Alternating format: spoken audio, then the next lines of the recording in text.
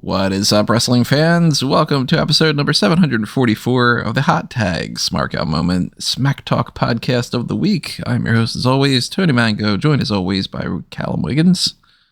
This is take two of me starting this. And by property police. That's how we're going to do this whole podcast. This is going to be a Creative. God, it sounds like the presidential congress. We, of course, are going to be talking about different things that happened in the world of pro wrestling over the past few days that we feel like talking about on the rumor side, the TV recap. We got titles changing hands, people leaving companies, some quitting, some, I guess, angrily quitting. We got a Hall of Fame induction that is being set up, people beefing with each other, all sorts of different things here and there. So as we go along here and we tell you what we think about all these topics and stuff, we also want to know what you have to say about it. So drop your thoughts in the comment section of wherever it is that you're listening to us. Maybe you are over on our Discord server. If you are, chat it up on those different channels. If you are on YouTube, make sure that you hit the like button, subscribe, hype this, ring that notification bell, get your email alerts set up for the post shows, like tomorrow's NXT Vengeance post show, immediately following the premium live event, and the pay-per-view point reaction side of things and all. If you want to help support us, which is greatly appreciated, especially since Fanboys Anonymous is going to be losing its monetization very soon, Redbubble and TeePublic or merchandise, Patreon or YouTube channel membership. At the very least for now, you can still do that for Fanboys Anonymous if anybody's curious, but I think that's probably going away too. The side of the Smark Out Moment stuff still funnels into that though, so if you are supporting us on the one thing, then you're supporting the other one by proxy too. So thank you for that. And of course, keep in mind that as you go along here and you just leave your comments, all that stuff's greatly appreciated too. It's completely free. So let's get into these hot tags on some of the non-TV related things first. And let's talk about TNA Wrestling. Two people that are not in the company anymore. Steph DeLander and Mance Warner quit. Now, I have not looked into this as much as you guys have, so when we were getting ready for this, you guys were already saying things that I was unaware of. All I was aware of was that they quit. I didn't actually read anything about why, but you said that there's like some kind of an issue with like some bills that they're stuck with or something?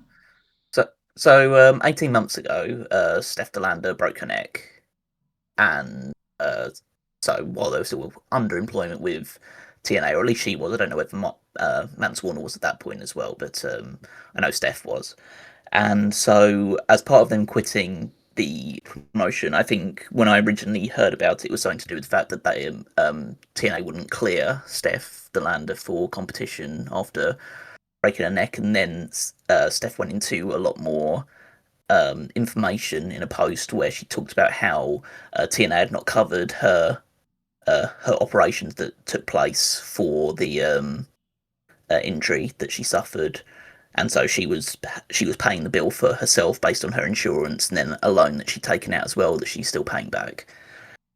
And then that basically tore into TNA about not having a proper medical team in place like WWE and AEW has, meaning that it took a long time for her to get any sort of anybody to arrange a session to like prove that she was ready to get back into the ring and perform. I think they had to get in contact with like TNA's like chiropractor, because that's seemingly the highest level of medical professional that they can get in touch with there. And basically talking about how in TNA, like if you get injured, they won't cover it for you, or at least they didn't in her instance. I don't know if that's a universal thing, but she intimated that was the case. So, I'm seeing her in a podcast with TMZ. She ended up going to WWE's spinal surgeon to do the surgeries, and she got clearance from WWE's spinal surgeon a few weeks ago. She'd been pitching ideas for TNA. They basically said, hey, you're never wrestling for us again. We're not going to clear you.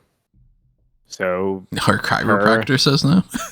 Well, I don't know. I think it might have been the president, but her and Mance Warner, who is her real life husband, said, "All right, we're out of here." she still wants to wrestle, and I'm guessing she's gonna find a place to do that. I can't imagine where, if she has some kind of She got cleared issue from like WWE's doctor. Wonder why TNA wouldn't clear her then. Because TNA, I guess they felt you would think would the be risk even was more likely to be like, it's fucking did do it, you know. maybe they didn't want to take the risk, or maybe they thought that. Again, maybe it's one of these like convenient things for them where they were planning on letting her go anyway, and so hadn't never had any intention of bringing her back. I'd find that somewhat surprising, but like they have other things going on. The one thing that they really need some more life into is their knockouts division, which seems as flat as ever.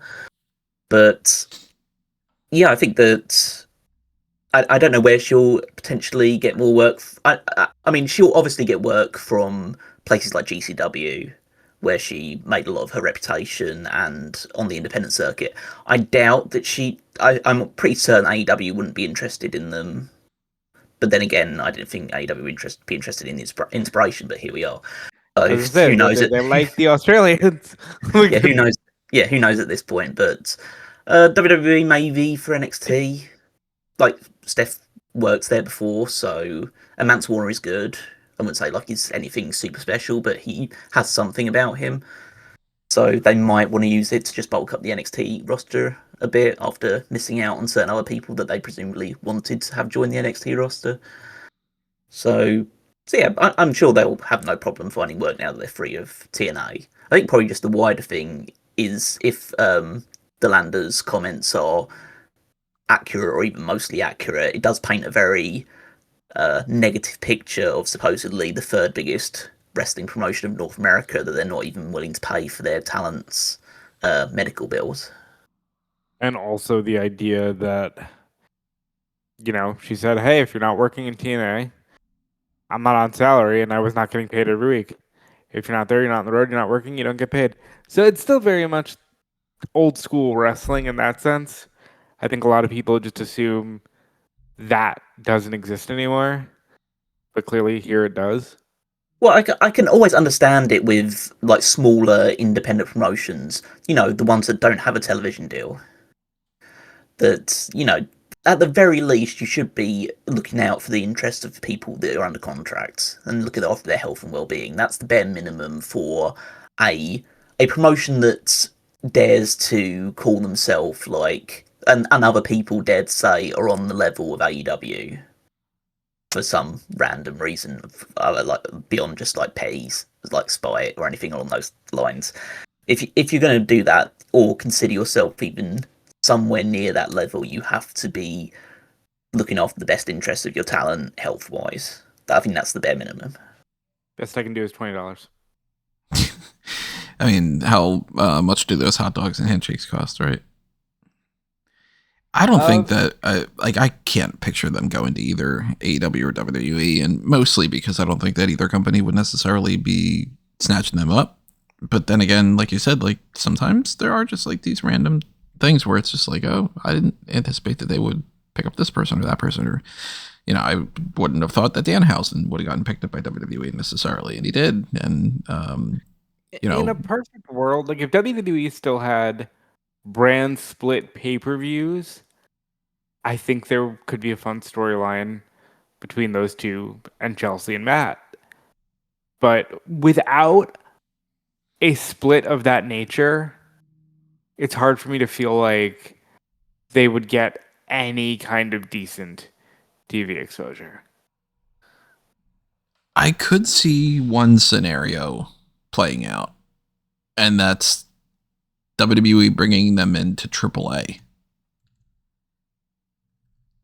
Now that's primarily. I guess we do have all these branches now, don't we? Yeah, like primarily, I would think that it would be they would bring in Mance Warner and then be like, we'll sign Steph on a manager deal and kind of do the whole thing that they did with Scarlett and Karrion Kross, where it's like they were not interested in Scarlett wrestling. But I don't know. Defeat the purpose? She wants to wrestle. But then again, I think even more so, she would probably want a steady paycheck. No, that's true. And I think if it was like, hey, hey, we'll bring you in as manager, and who knows, you might be able to step into the ring. And then like it's AAA, so it's kind of like goofy, and they can kind of be, you know, if she wants to get involved in something, she can get involved in it, but it's not like it's like a big pet project kind of thing for like a main roster run or something. You know, I could see that maybe happening, but I haven't seen enough of Mance Warner to really give me the impression that WWE would specifically seek him out either. So I don't know, but it seems, based off of what you've been saying, kind of seems like quitting TNA is a good thing for them. So I don't blame them in that kind of scenario. And I always feel bad for these people. You know, I do tend to feel bad for people who are like, yeah, it's a fresh start, and then ultimately it's like, never mind, TNA's gonna TNA.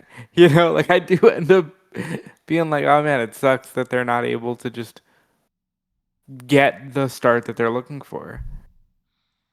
What's always eyes opening to me is just the difference of like when you hear about people making hundreds of thousands of dollars or something in WWE, or you get like this, you know, $1 million deal for something in AEW or whatever the fuck it might be, you know, these big important people and all.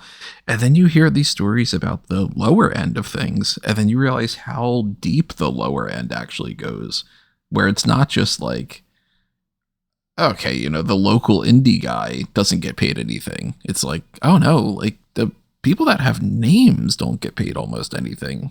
And that's kind of crazy, because it seems like there's a lot of money to go around in pro wrestling, and that it's mostly held by these types of companies. And even a company like TNA, it's like, well, they clearly must be making money. And if they pay so little, is that why? Or, you know, but it does seem like a shitty situation. So hopefully that works itself out. But that's not the only story that we have of somebody leaving a company, because Road Dogg is no longer in WWE Creative, and he has been replaced, you know, in some kind of like a reshuffling thing. They have not really like, you know, explained exactly how this is all working, but Alexandra Williams is going to be promoted to, I believe it's vice president and lead writer was the thing I had read, VP and lead writer for Raw. And then that happens at the same time as Road Dogg leaving. By all accounts that I've been reading, it seems like he was upset at his performance review and then quit, which I don't know if that's a matter of like them saying, yeah, you know what, this has been a really bad run and the Unreal thing looks really bad, so we don't want you to be a part of like the head of it anymore. And then he was just like, I'll just quit. Or if they were like, yeah, it'd be better if you quit instead of getting fired. Could be that. But Road Dogg hasn't had a good couple of months after this whole Unreal thing. That's for sure. You shout out to Road Dogg, who just, he always seems to either quit or get fired. And he's done, what is this, his sixth time doing this in WWE in some capacity? Like, you know, I mean, even way back in the day when they were going to push him, him and Jarrett just walk out. You know, there's the infamous story of, you know, he gets fired and he shows up looking for work at WCW on the final day of Nitro, and showed up to the building to find out, nope, WWE bought them too. And this isn't the only time you'll hear me say this on this podcast today, I wonder if this is just something to watch play out on Unreal. Because the comments of he was unhappy with his performance review sounds so bullshit in professional wrestling. You expecting me to say, what did Hunter sit there and go, all right, I've got your performance evaluation and you suck. Get out. Like, what? That seems so fake. It sounds like they're like, hey, we need to reshuffle. Your stuff is kind of dull and it's not hitting. People were genuinely mad about the Unreal thing with the whole Chelsea of it all. That was more PSAs. That was more PSAs, but still, there's also the line of, I don't know, the same people, you know, like kind of making it seem like you don't know what you're doing. I mean, it came across very much like he is like, well, we've got Julia is a champion, and I don't know what to do with her. And that's like, okay, that's not, you're on a thing called creative. Create something, think of something. You can pitch something. You can be like, we don't know what the rest of that conversation was. And, to be fair, there could have been things before and after that clip that would have been something different.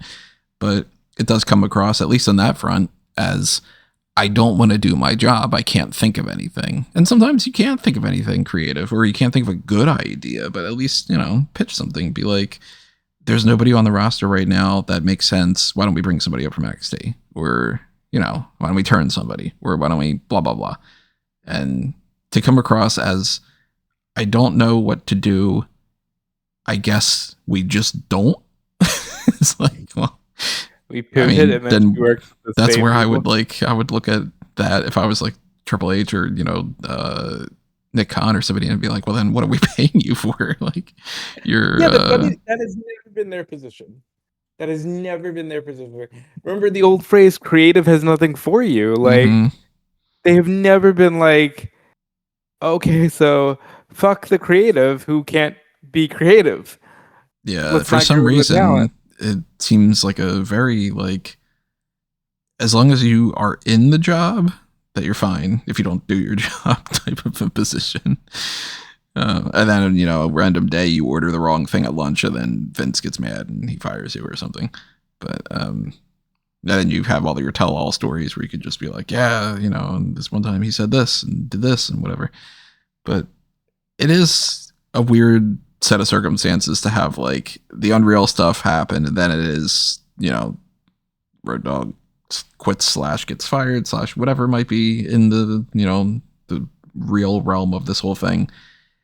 I wouldn't put it past them if it was something for Unreal to a certain extent. Like, if we end up getting some kind of message about, like, oh, he's been rehired or something, it'll be like, yeah, he was there the whole fucking time then, I mean, if he's not getting rehired, and there's a good chance he doesn't, maybe he just goes back to doing his podcast and tries to, just continue making money that way. Maybe he goes to TNA. Yeah, I was going to say, what's Jesse Armstrong doing in the Impact Zone? Oh my God, it's BG James.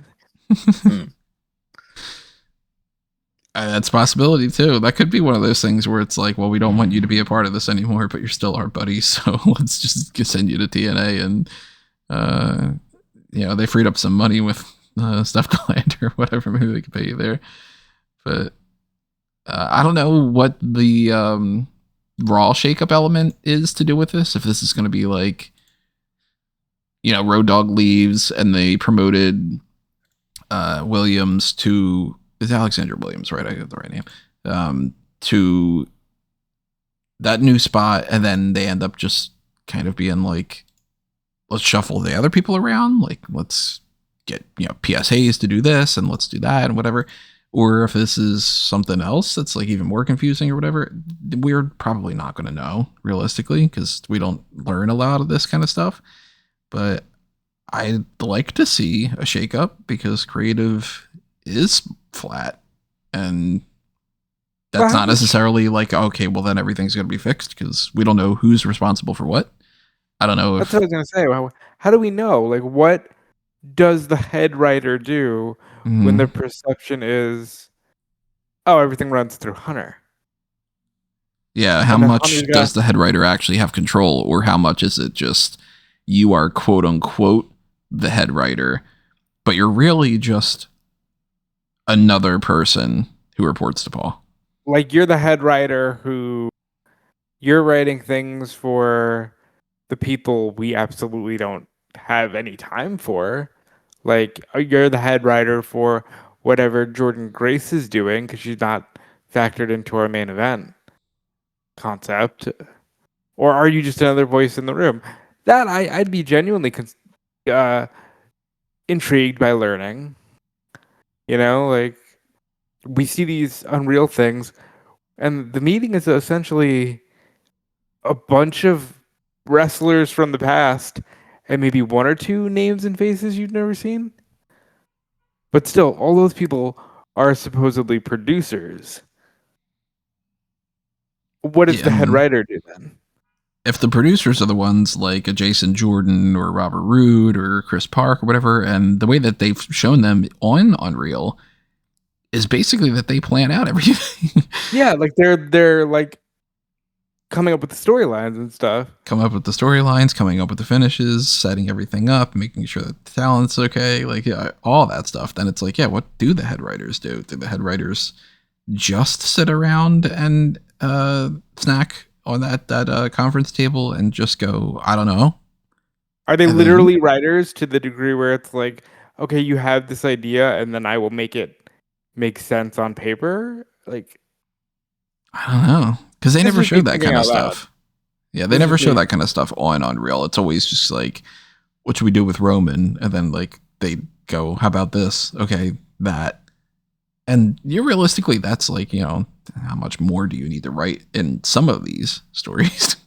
Most of pro wrestling is just sort of like, I don't know, and these two, and then they just do shit. And then the wrestlers themselves come up with their ideas and so on and so forth. But, when it comes to like,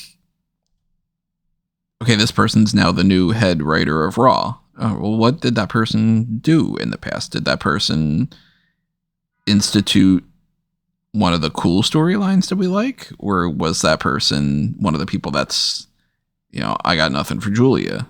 Or is that person the person that's in a spot where you're like, oh my God, this story is terrible, and that's the story that they really pitched, So some ways, you can look at some situations like this and be like, all right, well, it's going to freshen things up. And that is interesting. And then other ways, it's like, yeah, it could be worse though.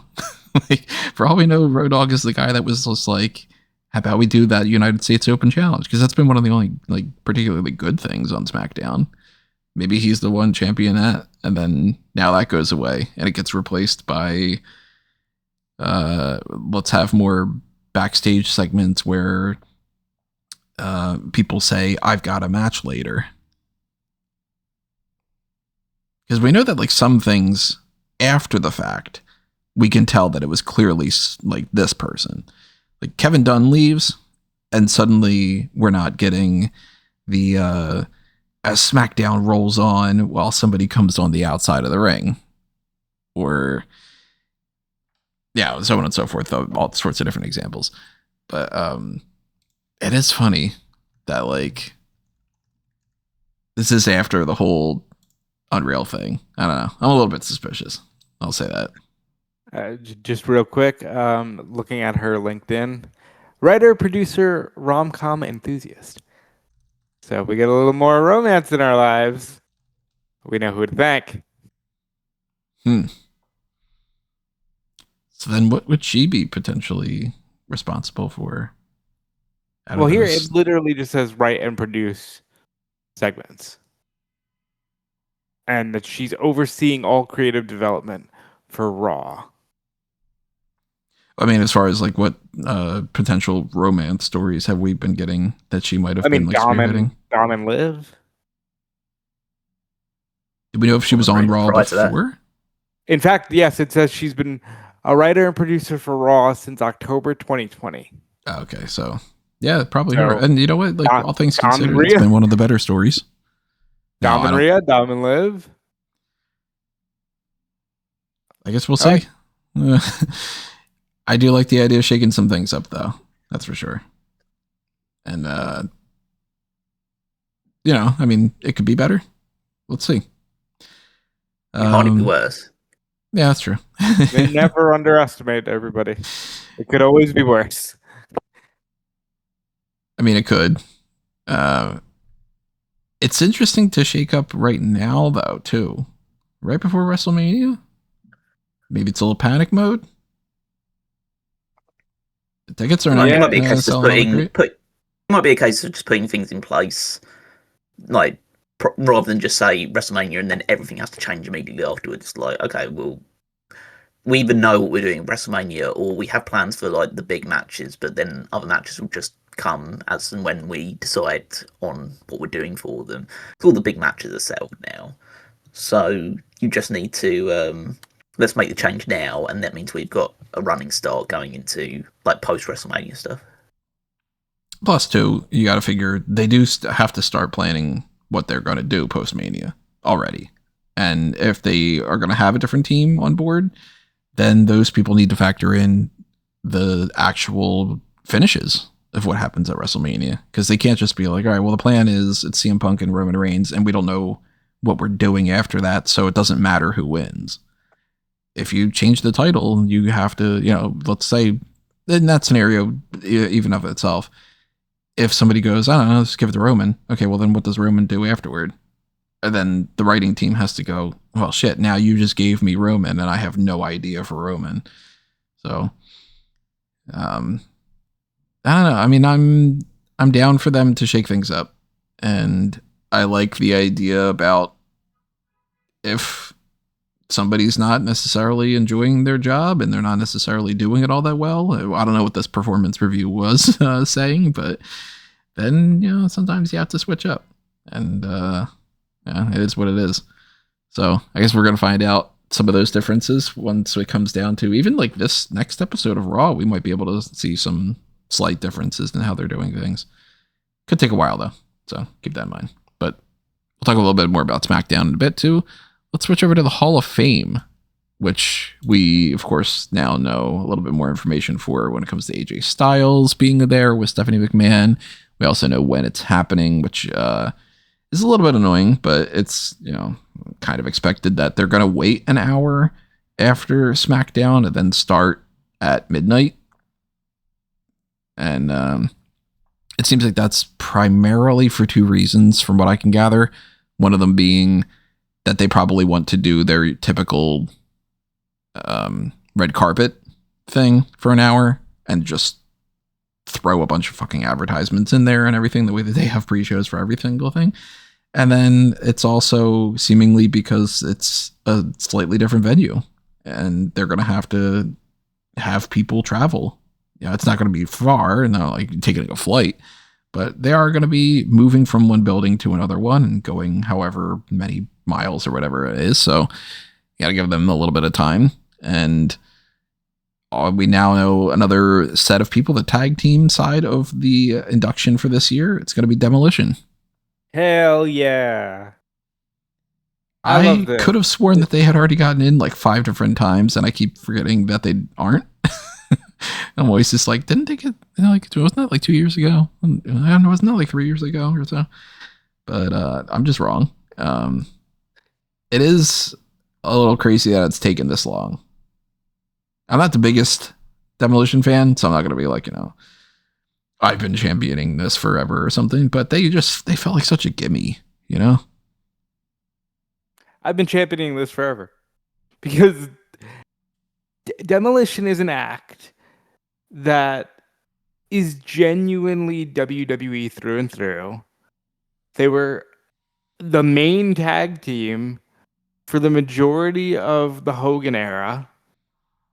And it's really one of the rare exceptions of Vince being like, yeah, but I got the real Legion of Doom, so fuck you. And they kind of, after their axe has to retire, they did the smash and crush thing for a little bit, and then they kind of go away,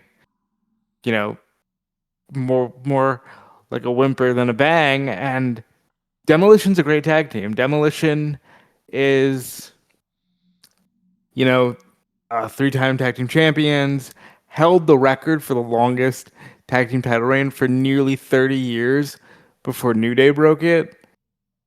They were the top champions when the division was as stacked as it would ever be, with Demolition, Rockers, Brainbusters. They just belong in there, and it's about damn time. This is a really good move.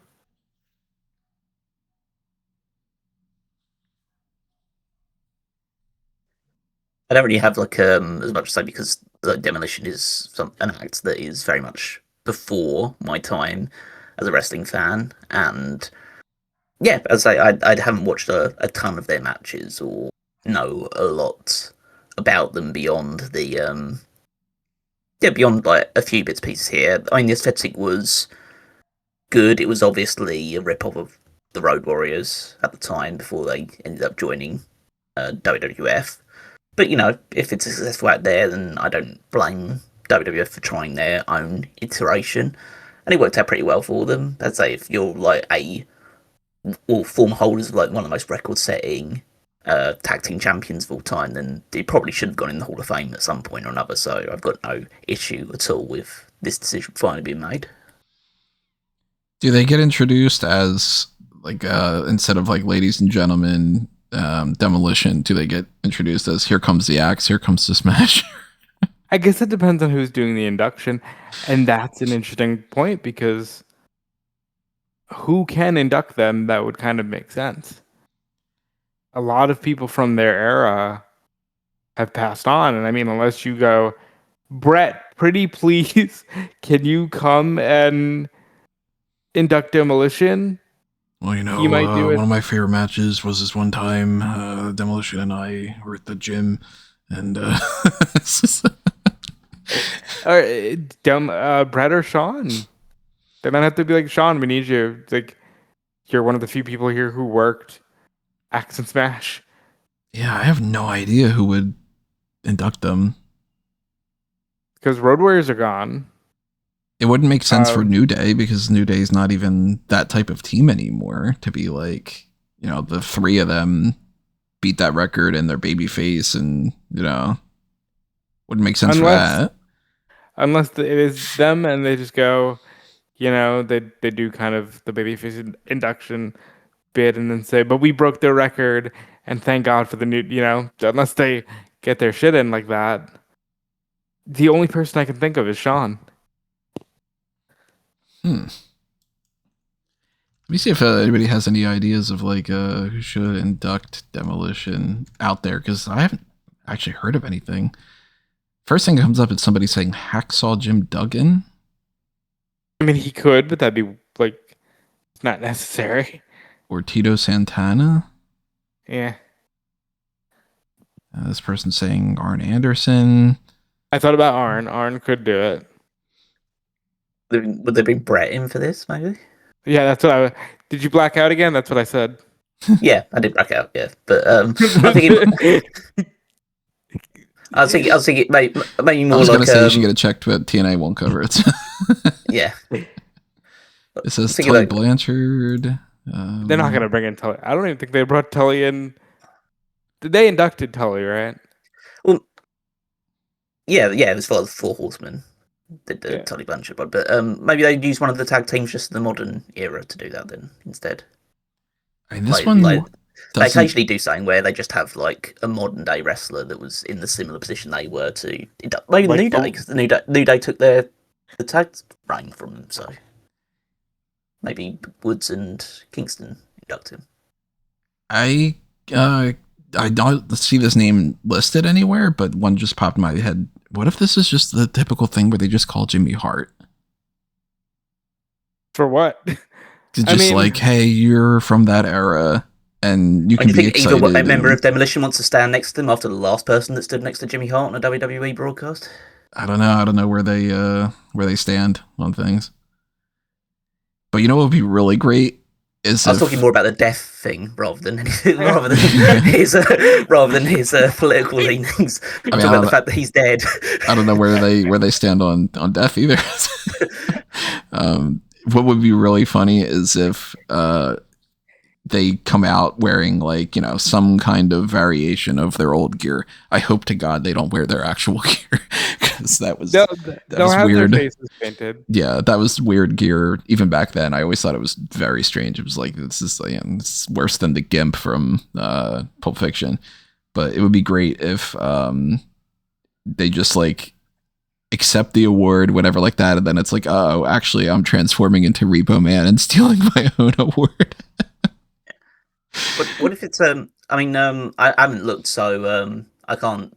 Are all three of them being inducted? No, the only graphics that I'm seeing are Axe and Smash, no Crush. So what if Axe Smash get inducted and it's Crush that inducts her? He's dead. Yeah. Well, it's Crush's son or something then, or Axe and Smash. I'm I'd be down for Crush to induct them if they can figure that out. That'd be pretty interesting. But that's not the only time we're going to talk about somebody coming back to life on this podcast. So, I mean, this could also just be one of those things, too, that, like, if they don't have anybody, maybe they just run a video package. I hate when they do that. They'll, And then have, it's they'll have just- someone to induct them. It's like Probably. they literally won't. My money's on Shawn Michaels. You have Shawn Michaels, who did a lot of matches with them. He can do it. And also, they'll use the New Day for this because of the transfer of the tag team title record over to them. Maybe the Usos? Just because it's well, you're a prominent tag team and you're the Usos. You know, hey, we had some battles with your father across whatever, you know. I don't know. But the idea of Demolition going into the Hall of Fame is like, yeah, it's a no-brainer. Like, of course. Cyndi Lauper, man. If they get Cindy, I can like shut up about this Hall of Fame forever. I don't care anymore. Like, Demolition and Cindy were the two holdouts that I had. Like, let's get Cindy in. This is at least the bulk, I would assume, of what this year's Hall of Fame is going to be. They'll probably throw in the legacy things, and then maybe that like moment, and then that's it. I don't think we're going to get much more than that. And what will the moment be? That'll be a fun one. Yeah, that's, you know, like you said, like it was probably supposed to be Taker and Foley, and then Foley's not interested in that anymore, and I don't blame him for that. So then they just probably just go, all right, well then, I don't know. Here's this moment where Kurt Angle did this, or here's this moment where... it'd be like Milk Truck or some shit. Yeah. You can't do Beer Truck, because that's just... That's been the second thing to be inducted in this silly iconic moments thing is the Kurt Angle Milk Truck. I'm the biggest Kurt Angle fan there potentially is, and like, I think that's a dumb thing to put into the Hall of Fame. I guess, even though they said moment, it was a match. Is it going to be another match? Like, is it like... I mean, is that where you do like a Brett and Shawn? I was thinking about Iron Man. I was thinking the same thing. Do you do a second Brett one immediately after the? I don't know. Maybe. I mean, I think maybe if you want Undertaker involved in it, you do Undertaker Kane. Oh, maybe Undertaker Kane. Maybe Undertaker Kane, and you throw Shawn in there for Hell in a Cell or something. If you really want to throw Shawn in there to get another name on there, but yeah, I mean, or they could just not do it too. Like they might already just be like, fuck it, because there've been plenty times where they've done things like that. God, knowing the current regime, I imagine it might be Triple H returns from injury in 2002. Yeah, I was gonna make a joke that the next induction would be Evolution, because Triple H has to get another ring. And Randy's like, I'm still like, I'm fighting for the championship this weekend, guys. I'm fighting for the world title this year. It's like, I don't care. Or it's, you know, maybe they do just do the DX invasion thing, or maybe they do. Road Dogg. That's true. That would be funny as all hell if that's what ended up happening. I don't know. I guess we're gonna have to wait on that front, but you know, at least when it comes to Demolition, yeah, it's a long time coming. I wonder what took them so long and why they decided now. Same thing as always. They weren't on good terms with the company for a while. Had to smooth that out. Yeah, when they part of that concussion lawsuit that was going on for a while. Yep. Yeah, but I wonder why now it's okay. Because something they said, okay, we'll sign changed. a license contract. Yeah, maybe they just gave up. I don't know. But, you know, drop your Demolition favorite moments or anything in the comment section below. Tell us what you think about that. We've got so many different things happening over the next couple weeks and stuff that our usual, like, wrestling with the past Hall of Fame thing probably might not happen. I don't know for sure. Dark cast. It might be a dark cast. Might hold off and not necessarily do it. I don't know. Well, we'll figure that out. But if we do, it'll be like our one more match and so on and so forth. Let's switch over to Monday Night Raw and start getting into some of these things. Raw, of course, had quite a bit of things happening, actually, this week. The show started with the Vision talking about the whole Seth Rollins thing and putting out there that, you know, they're going to go after Rollins and they're going to smooth things over with, like, you know, getting back at him and all that. Rollins then attacked Paul Heyman in the back with a steel chair and stomped on him. Or stomped him out, whatever you want to phrase it. Good on Heyman for taking a shot. He ended up bleeding. I think he legitimately got curb stomped and his head hit his watch. Busted him open. I like that they had him actually get taken out in the meantime, because like the downside to this is we do know that Brock's going to be popping up soon, and he usually doesn't do anything without Heyman just being there to speak on his behalf and stuff. But who's to say Brock doesn't just fucking talk? He can. So, get out there and talk. But if I'm Paul Heyman, I'm worried that Seth Rollins is coming after me, just as per usual. And if I'm Seth Rollins, I'm going to go after Paul Heyman because he's somebody who would be the next main target. Braun Breaker's already out of commission. Bronson Reed's out of commission. I didn't even have anything with Austin Theory ahead of time, so that doesn't matter. And Logan Paul, same kind of deal. So Logan at the Chamber. And he went after Logan Paul already for that too. Yeah, so it's like, Paul Heyman is the next guy. So I like the cohesion in that kind of part of the story. I never want to see a masked man again. I'm good on like oh my god, he's wearing a mask. Who is that? The match then. Well, different kind of. Well, that is another thing to talk about. Dragon Lee gets unmasked for the second time by Gunther. Do you got just have more to talk about with the Heyman thing? I was just going to say that it does feel like it's. I do agree that it's obviously the logical step to go, but it does feel like you kind of buried the lead a little bit there. That's kind of like the thing that you should be building towards is Rollins finally gets his hands on Heyman after he gets rid of all the flunkies in his path, rather than just immediately the week that he comes back he takes out Paul Heyman. It's like, okay, story over, I guess. Yeah, and. It gives me a little bit of faith that maybe Braun Breaker is actually going to be cleared. It's going to be Rollins Lesnar, isn't it? I thought about that. I thought, they're going to pivot to Rollins Brock. Because at this point, instead of having someone answer the open challenge, Heyman should be like, no, Brock Lesnar's going to kill you because you put your hands on me. I'm hoping that's not the case. And maybe this is just me kind of compensating for that hope element of it. But I feel like if that was the plan, they wouldn't have put out the open challenge idea. I think that it's going to be like Braun. They did have LA Knight abduct Paul Heyman afterwards. And like, I don't want it to be LA Knight against Brock either, but that fits more of what we had heard, I'd take Rollins. If Breaker's not available, I'd take Rollins Lesnar. Just because I don't want to see Rollins fight Austin Theory. You know what I mean? Like at WrestleMania? No, thank you. I mean, it all depends on that, though. Like, if they do have Braun Breaker available, then you got to do Rollins Breaker. If they don't, and they're just sort of waiting to see, well, we saw what happened with Bianca Belair, By the way, I saw a video of her in therapy. I feel really bad. Mm-hmm. Like she like couldn't really like do anything with her hand. That one. Yeah, I was like feeling really bad. Yeah. Yeah, that sucks.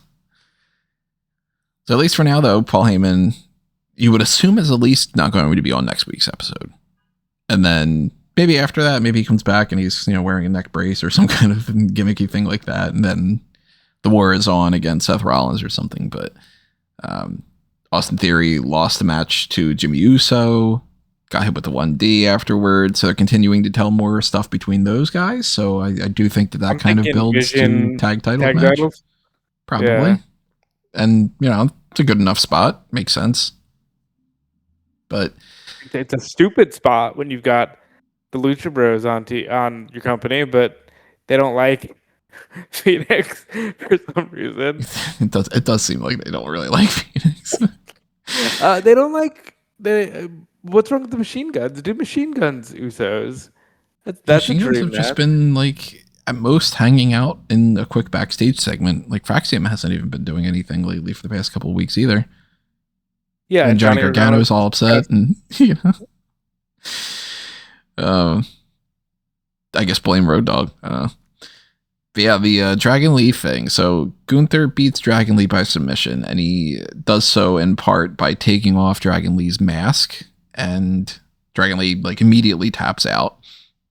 And this is the second time that Dragon Lee's been unmasked. I don't hear anybody talking about the fact that it happened last year. And it happened almost exactly a year ago. It was like March 20th. Well, who did it? It was Chad Gable. Well, that's the reason no one talks about it, because the whole El Grande Americano thing shifted in such a way. But to that point, that was leading to El Grande against Rey Mysterio. And I think Gunther's fighting Rey Mysterio. I think so too. And I'm going to go ahead and say, if he's getting the ring with Gunther, I think they're building towards Rey's retirement. I'm hoping that that's not necessarily the case, but I'm hoping it kind of twists a little bit. I think that a good, interesting way to do something a little bit different here, not that different, but, you know, realistically, Gunther can't just keep going, I'm going to retire this person and that person and that person and just like retire everybody on the roster. Why he not? has to start feuding for some other things too. But Why not? that's what he's got going on right now. And I think that a way to get around that a little bit is to be like, I'm not interested in retiring Rey. I'm interested in demasking Rey. And then I mean, you might as well retire Rey Mysterio if you demask him. Yeah, exactly. Like, what do you? yeah. But I think that leaves a little bit of ground open to maybe not necessarily have Rey just flat out retire. But we don't know when he wants to retire. He could just also be like, hey, I'm done. I mean, he said that he would be 9th time on my left knee. Yeah, he did say something about not wanting to wrestle past like 50 or something. But I still just assume that he would want to finish things off with Dom. And maybe we could be wrong. And maybe he does just want to lose to Gunther, or maybe WWE doesn't want him to lose to Dom, and they're we're in a Kurt Angle and Baron Corbin situation or something. But I'd like to see it more about the mask, and then my ideal scenario here, not knowing what the rest of the card is, because of course it's a house of cards. If you change one thing with Mania, you probably have to change everything else.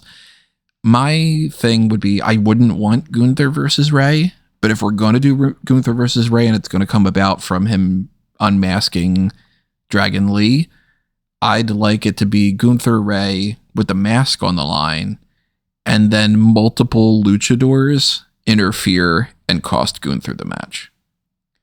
Gunther loses, but he doesn't lose in a way that it's like, all right, he just like lost. It's like, okay, well, it took, Dragon Lee and Penta and Rey Mysterio and, so on and so forth. Maybe Chad Gable himself even. And then it's like, oh, okay, we saved Rey from that. Not the best. Fully admitting that's not like, oh, that's the big saving grace of WrestleMania. But I would rather that than it just be like, oh, and Rey retires.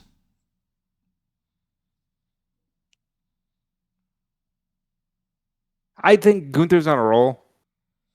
I think you can't get much better than a match with Gunther. I think they've done Rey and Dom enough. I understand the specialness behind it, but I mean, it's his son, Dom.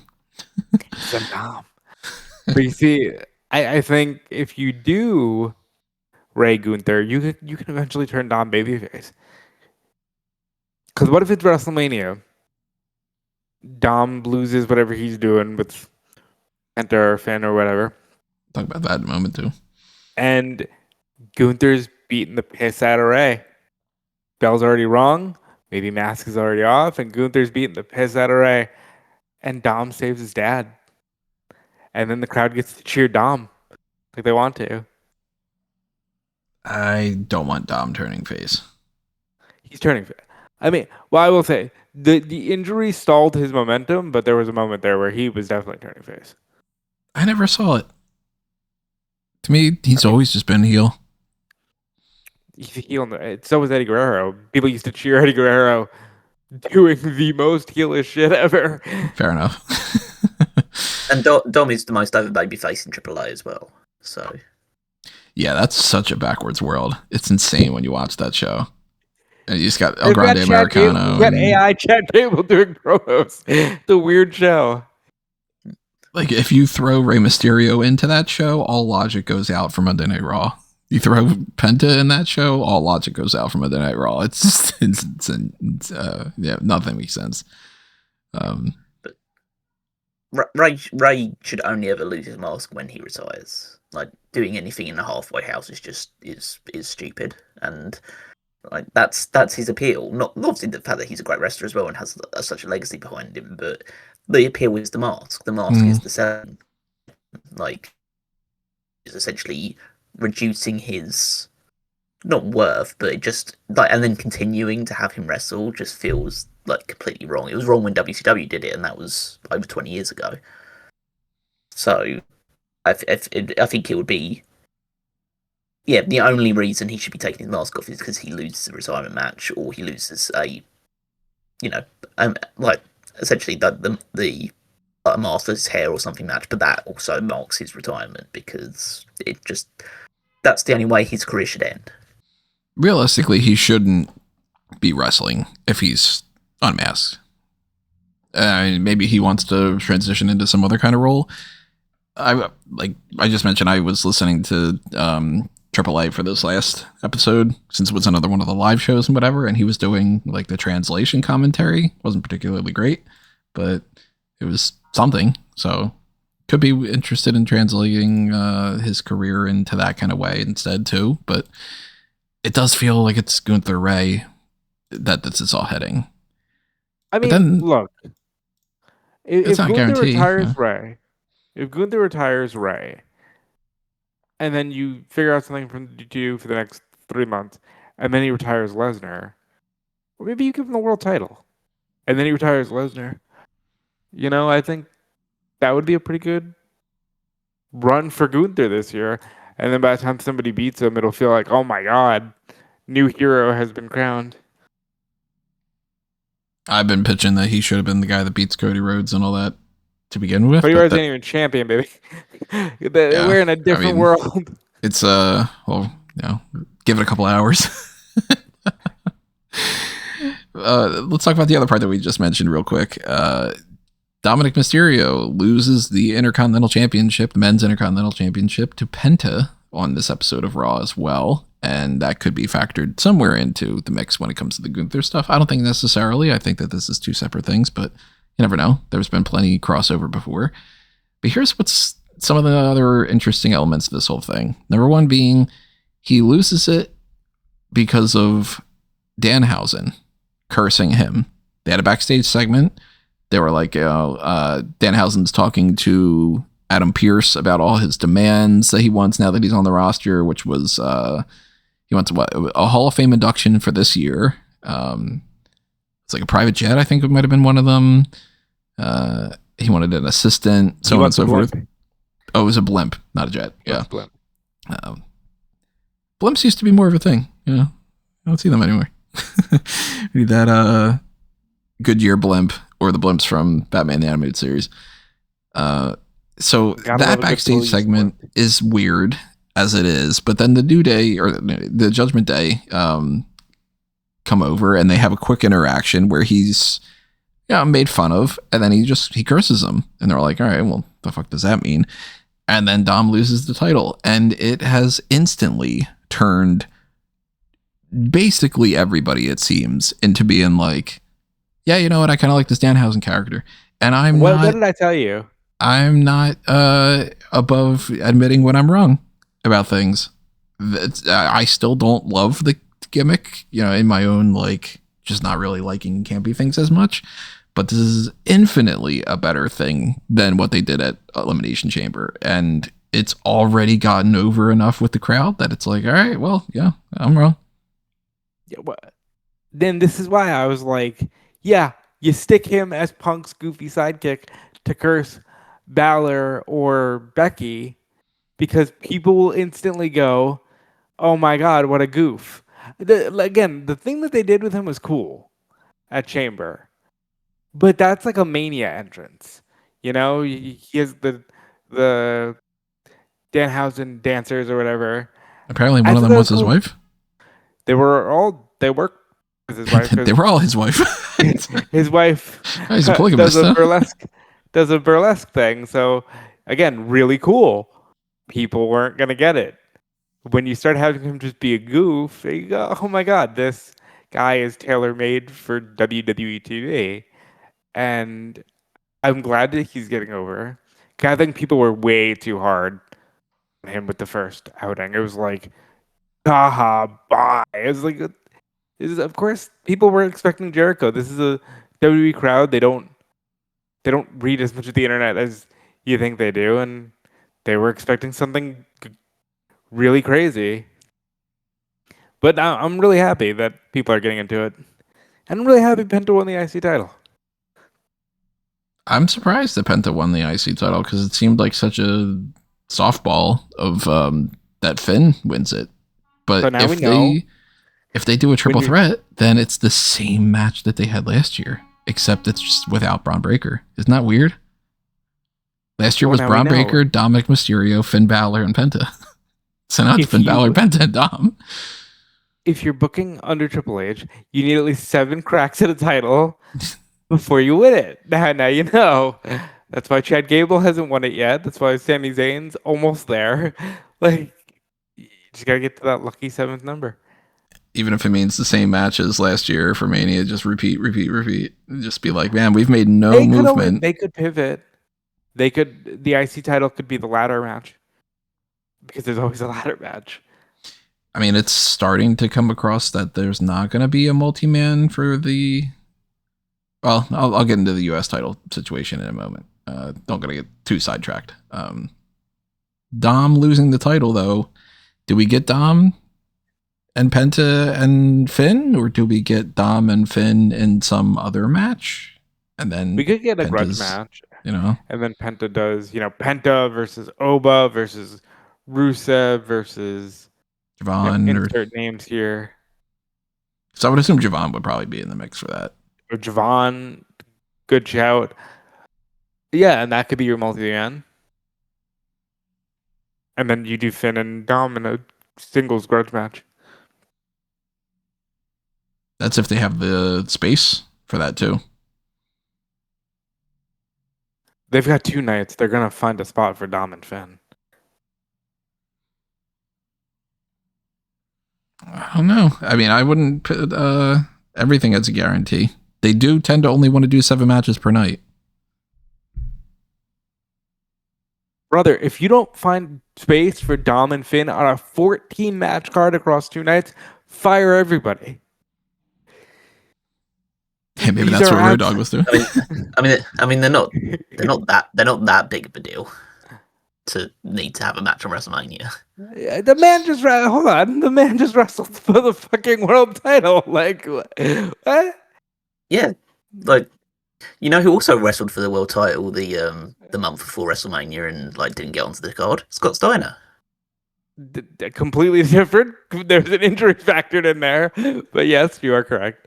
Yeah, but I'd also say that Scott Steiner is a bigger deal, and you probably would at least put him in like a segment on WrestleMania. But I think that they'll just be in the Intercontinental title match. They'll find some sort of multi-man match to put that together in. It just feels like they'll just do pretty much exactly the same 4-way, just maybe with one person taken out of it than they did last year. So throw Javon in. If I had to pick from the names you just mentioned, throw Javon in. Probably. I mean, we haven't even had any kind of confirmation of the Andre the Giant Memorial Battle Royal either, even though they typically don't bother. They don't need to confirm it anymore. They'll just tell you the week before. They'll tell you, yeah, it'll be the SmackDown prior to that, and then they'll go, oh, next week's episode, we've got this segment. These people are going to talk. These people are going to talk. These people are going to talk. These people are going to talk. And there's this thing called the Andre the Giant Memorial Battle Royal. You don't really care about it because these people are going to talk. That's basically what it is. But, I think it's interesting that it isn't just Finn versus Dom. They put the belt on Penta. And you know what? They've liked Penta long enough and enough that, yeah, Penta winning that IC title. Good thing. I like that. For real though, what did Phoenix do to people? Like, it does seem like they just don't give a shit about Phoenix. It's really like... Anyone that's watched them in AEW knew that this, if they weren't going to pair them as a tag team, that this was always the way that it was going to go. Penta is the charismatic one that fits into WWE style. Ray Phoenix is the flippy, bell-to-bell guy that fits more in AEW system. But but you can still find something for Phoenix. I mean, well, of course you can, but like him. But all you would be doing with Phoenix, and all they seemingly want to do with Phoenix, is to use him as enhancement talent. Like, as someone that, he's a guy that can have a great match with anybody. Let's put him with someone that we want to push. I mean, even then, though, you don't need to have those matches at 4 minutes with Phoenix getting absolutely clobbered. Yeah, as I say, they absolutely should be doing more with him. I'm not disagreeing with that, but that's a company that doesn't want to do more with him and doesn't value what he brings to the table beyond, as a guy that can make other people look good. That's his ceiling in WWE. What's the Sauron quote that I always keep going back to? I don't want to cure cancer. I want to turn people into dinosaurs.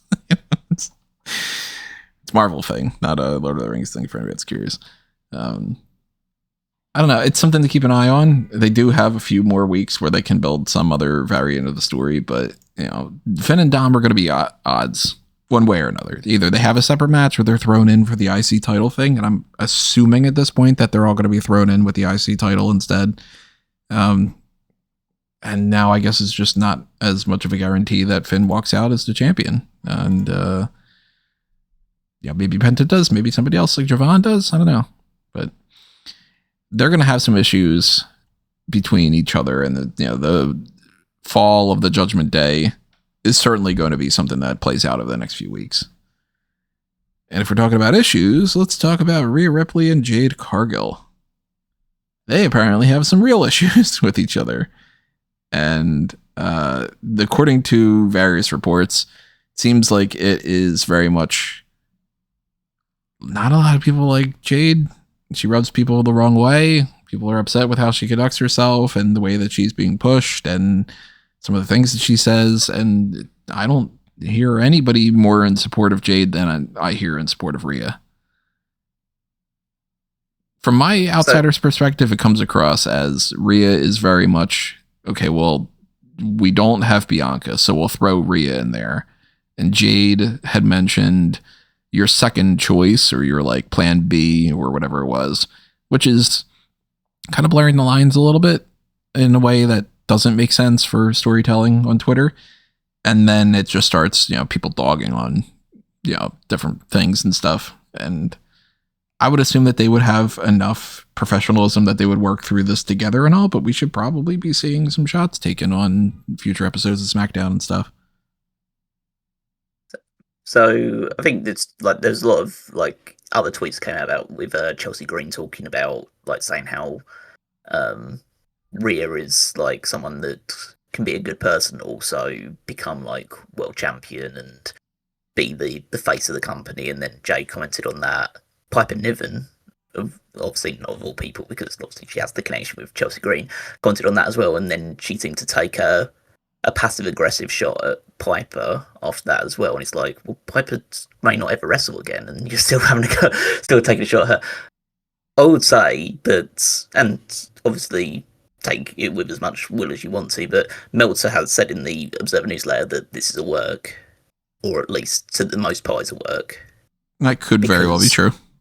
Because, like, WWE, well, at least according to him, WWE creative or personnel do not allow superstars to tweet in the manner that Jade has been tweeting in without express permission. So I would say that, like, I can fully believe that this is just a work or like a means of like trying to blur the lines, because fundamentally are more people talking about the match between Jade and Rhea now than they were before the tweet started. Absolutely. So it's worked in that regard. Well, I mean, there has been other reports obviously suggesting that Jade does rub people up the wrong way. So I think they're probably just feeding into that and just going into narrative and deciding to take a little bit of liberty go with both the creative side of things and then also try and add a little bit of real life animosity into it as well. So I'm not saying that the heat that Jade Cargill might have behind the scenes isn't real. I'm just saying that this feels manufactured. See, I am of the opinion that there's probably some real animosity here, but 1000% this is getting used on Unreal. This is getting used as like, whoa, what's going on there? Because there's a couple mentions of creative, which we will see on Unreal, you know?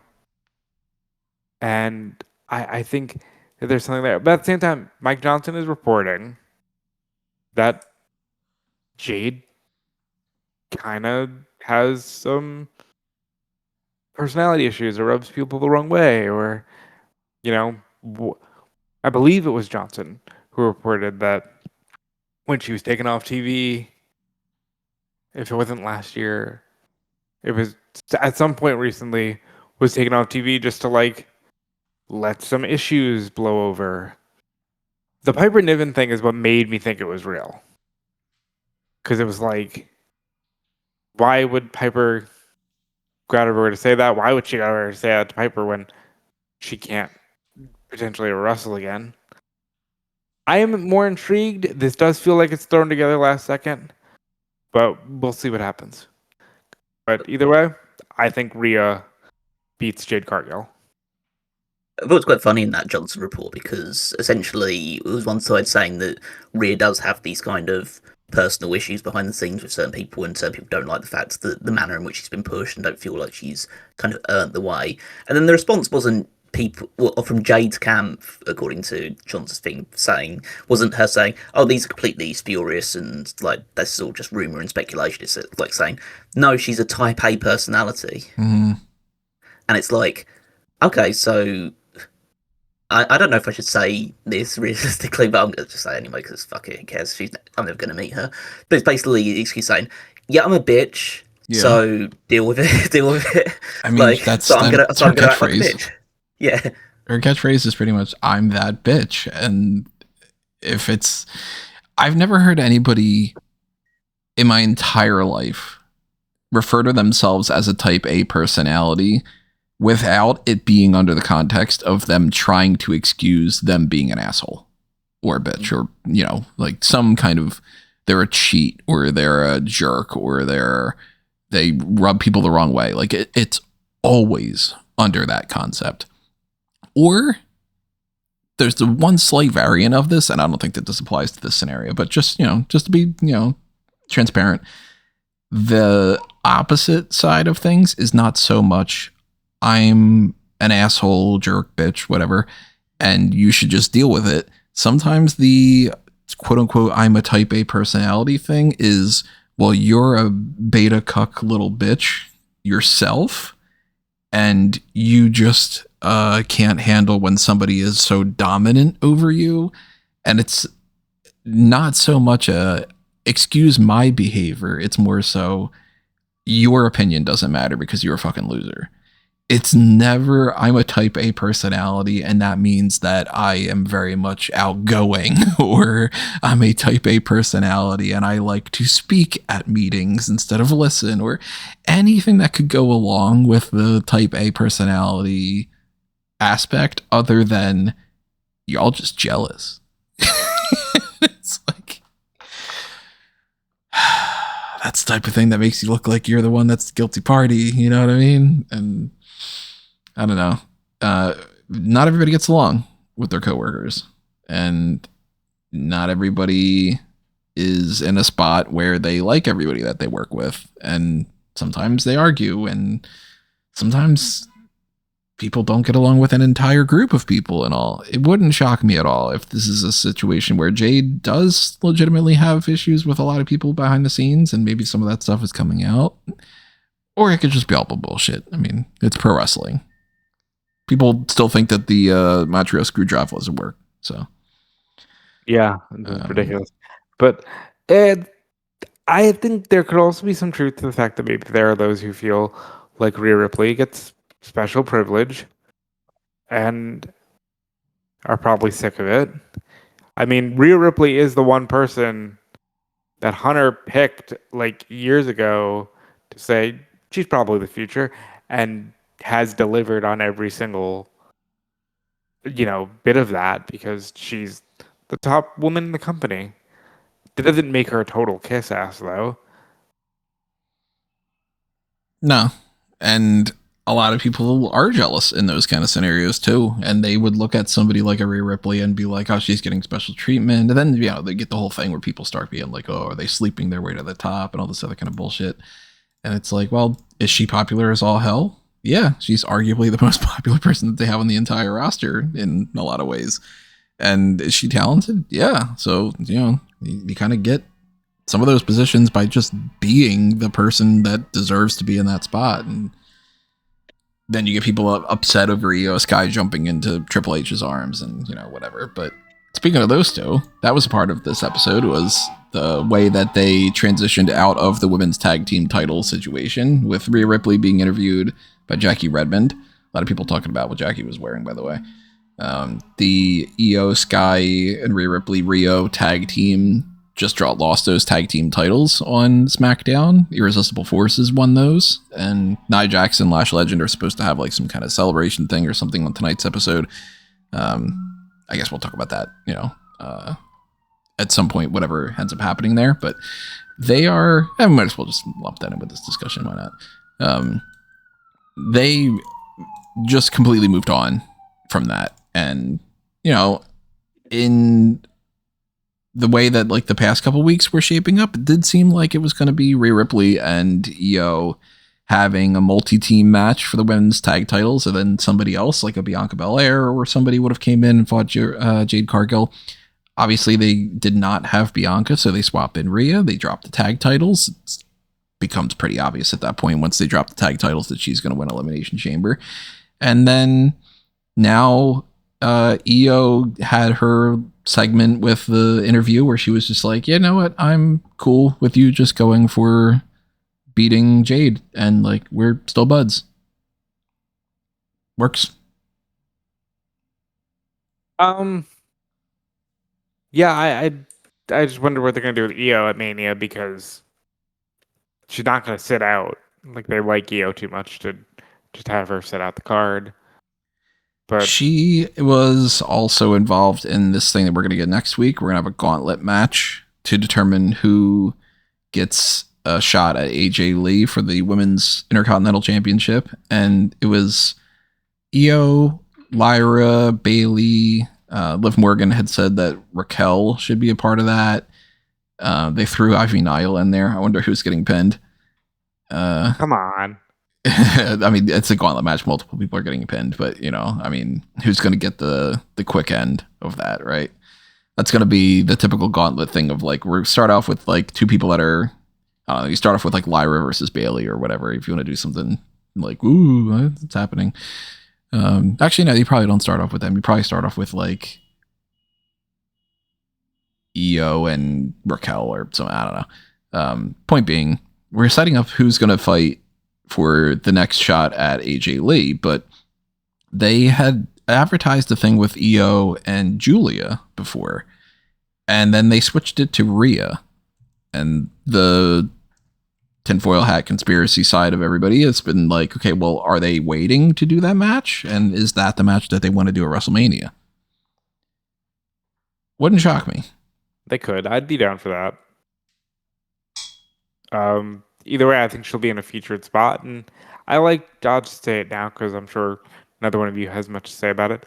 I was a big fan of AJ's promo on Raw. I'm glad that she seems more comfortable. I'm glad that she wasn't interrupted by Becky Lynch, and it wasn't just like, and we're fighting again. And she said, no, I want to fight someone else. And kudos. I hope that whatever happens here leads to a Raw defense, like maybe at the Garden, and then maybe you can set up a Mania match with Becky or whoever.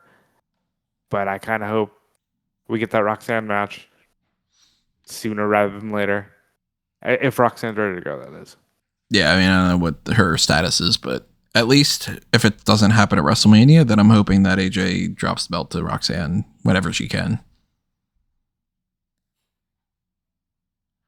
Any thoughts on Nia and Lash winning those tag titles? Since we've already kind of breezed past that. Lash Legend is the most improved and most shocking wrestler to come out of this recent Performance Center bunch. Like, she's so good, and she definitely wasn't when we were watching her on 205 Live, and it's really cool to see how far she's come.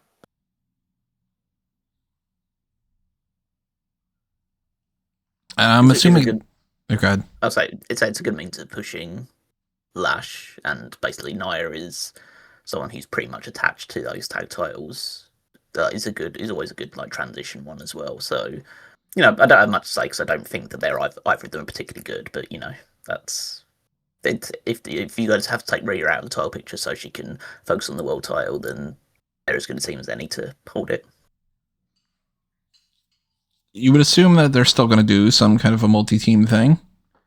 And, now we don't have Rio and the mix for that. So, Bliss and Flair, maybe Kabuki Warriors, maybe Lyra and Bailey still. I'm still, kind of shocked that it doesn't seem like Flair's doing much outside of the tag titles. It just seems like that's what we're getting here.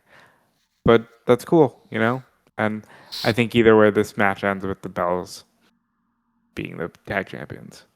Bellas do seem like they're the big focal point for that. They haven't done anything yet, but they did put out several weeks ago. It's like, yeah, we're a team again. And then they just disappeared. So I'm waiting on them being a part of this, and maybe they end up doing something tonight on SmackDown for that. Other things from Raw were basically, we covered most of everything. CM Punk and Roman Reigns had their in-ring promo, and with "I'm gonna bury you like your father," and some people are upset about that. I would assume Punk got that line approved. There's no way that line. I feel like the only reason that line was said was because it was given. It felt very weird.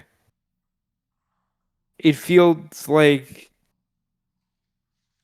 you don't need to get that deep with it. You know what I mean? Like, I'm gonna bury you next to your father is a crazy thing to say, because not that everybody follows this rule, but it's one of those, you're not gonna murder him. It's one thing in a wrestling context if you say I'm gonna bury you and leave it at that, because then you can go, ooh, insider baseball talk. But I'm gonna bury you next to your father is pretty. It's wild. I'm not one of these people online. I saw a lot of people oh my god, how dare he say that? And then there were people joking that Roman's gonna find Larry's ashes and do something with them. But maybe a step too far to for him. me. And be like, I talked to do the pepper steak thing? Yeah. Yeah, I mean, to me, it seems like they would have talked about this ahead of time. I don't think that Roman would have been caught off guard and upset. Can't speak for them, who knows? But I am kind of getting annoyed that it's another Roman storyline that is seemingly revolving around your family's not around you anymore. Mm-hmm. It's yeah, they haven't been around him for a year plus. Can we stop talking about that? Can we move on from the bloodline a little, please?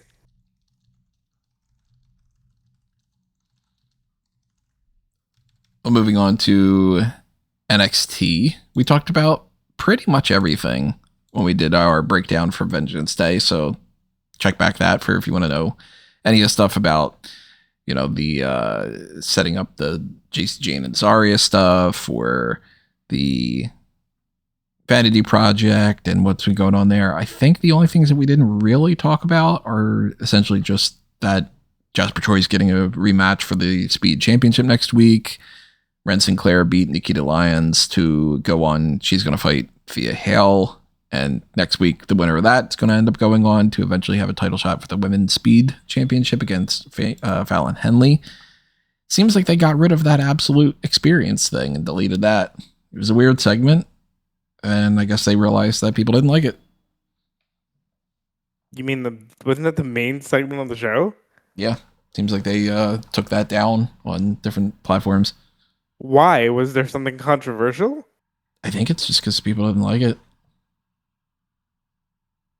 That's really dumb. What? Like, yeah. Was it that? Well, I didn't watch. Was it that bad? It was bad. It was bad.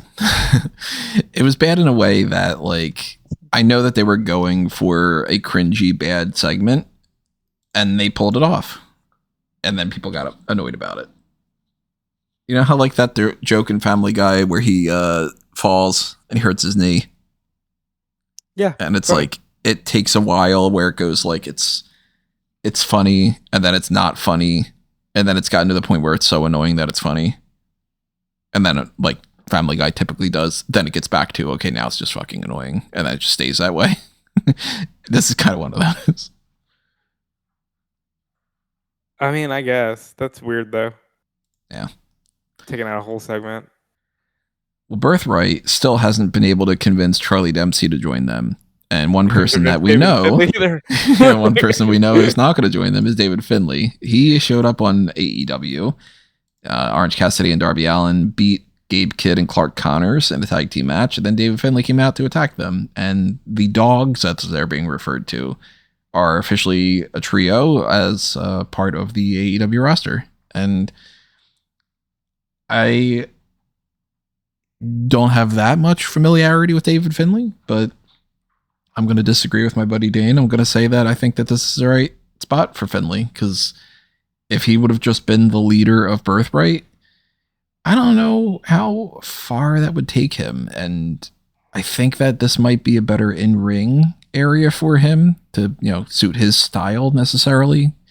I don't know for sure. Again, I haven't seen like a million David Finlay matches or anything, but to come from New Japan and to go to AEW versus to come from New Japan and go to WWE, I think it probably is a little bit easier of a transition to go to AEW, and the audience probably carries over a little bit more too. And if he makes a big enough name for himself, he gets out of that trio, then who knows? But even if he is still stuck in that trio, he would have just been part of a trio or foursome or whatever on NXT anyway. So it's kind of a lateral move. And I could see him having some overall more purpose in AEW. I could be wrong about that, though. Finlay's an interesting one in that I think he's a very capable wrestler. I got a lot more enjoyment out of him in the last couple of years of his run in New Japan, where I think he started to put things together a bit more. And the issue has always been that he's a bit bland. He didn't fit, or I don't say like he fit the mold. He had a issue of stepping into the role of Bullet Club leader when he really didn't feel ready for that position. And that kind of just carried on with him for a long time, where you kind of felt that they wanted to make him the big deal. They wanted him to be the next equivalent to, AJ Styles, Prince Devitt, Finn Balor, and Kenny Omega, that kind of ilk of Bullet Club leader. And they hadn't done enough to position him in the months or years prior to that as being, like, he was best known as being Juice Robinson's tag team partner for the long time prior to that. And then he just gets thrust into this position. So that always held a bit of a stigma, and it prevented people from getting behind him as much. But things started to shift a little bit more towards the end when he found his footing more as a main event level wrestler. So I think that this is just a way that WWE looks at things, which needs to start changing to an extent, because for a lot of people it still will appeal to them to go to NXT first before going to the main roster. But a guy like David Finlay, who was very prominently featured in New Japan and at the main event level, like, does he want to go to NXT to learn? Like, it does feel like a demotion in a lot of people's eyes, and I completely see why, even though it is a televised product. like it is still developmental. It's still you're wrestling with a bunch of people who have been working for a year or two tops. And or in the case of people like Ethan Page that just will probably always just be in NXT because they'll just never get moved up there for a long time. But then, is that where David Finlay would just always end up being? So I feel like it's completely understandable why he'd want to go to New Japan, where it's a place where he's familiar with and he's going to be working with people that he's worked with for years and years. So he's probably on very good terms with Gabe Kidd and Clark Connors, so forming that unit works well. He's immediately on like essentially the prime show in Dynamite, and will probably work collision. Well, leader of the group, but Gabe Kidd has a lot of upside as well. So I think it'll be quite fluid. I think that it'll give him plenty more opportunities on television. He'll have definitely better matches with people in AEW than he'd have with people in NXT. So yeah, if WWE weren't willing to move him up to the main roster immediately and just have him build up from there, and that was the big sticking point in negotiations, it seemed like both sides wanted David Finlay to come in, then it's kind of you get what you deserve in that regard. Like Finlay is not a guy that should be working with developmental talent. He is a guy that, for his flaws, and he does have them, and he's not perfect, and he's not the most charismatic force out there, he still merits a higher position than having to work with Birthright, who are a bunch of kind of misfits really that are still seem very far away from being main roster ready, despite being on NXT for quite a while in at least two of their cases. If you're his brother, are you happy for him? Are you like, you didn't want to work with me? Or are you happy? Because it could just be like, man, if my brother would have came in, he would have stolen the show and he would have been the bigger name, and then suddenly I'm his kid brother and I don't have any room to grow. Whereas on Birthright, Uriah Connors, he's not an equal by any means because he hasn't accomplished as much as the other people. Like Stacks has been, multiple time champion in a couple different ways. It could be more of a chance for him to break out a little bit more. It's not a one-to-one comparison here, but I'd rather be Owen Hart in the shadow of Brett than Owen Hart in high energy. I think I'd be a little like, I see where you're coming from. Yeah. It also depends on how'd you pitch this to Finlay. Because if you're pitching it to Finlay like, hey, we need you, we're going to inject some life into the NXT brand, and we kind of need you to come in and be a top force the way that we had, Adam Cole come in 10 years ago. Or like, did you pitch this like, hey, come and work with your brother? Or did you pitch this as, come here, work for a small amount of money, because we don't know what they offered him, and we'll teach you what you're doing wrong? Because that could very well be how they approach that too. It'd be like, now you can learn how to be a real wrestler. I'm gonna call you Danny Connors. Yeah.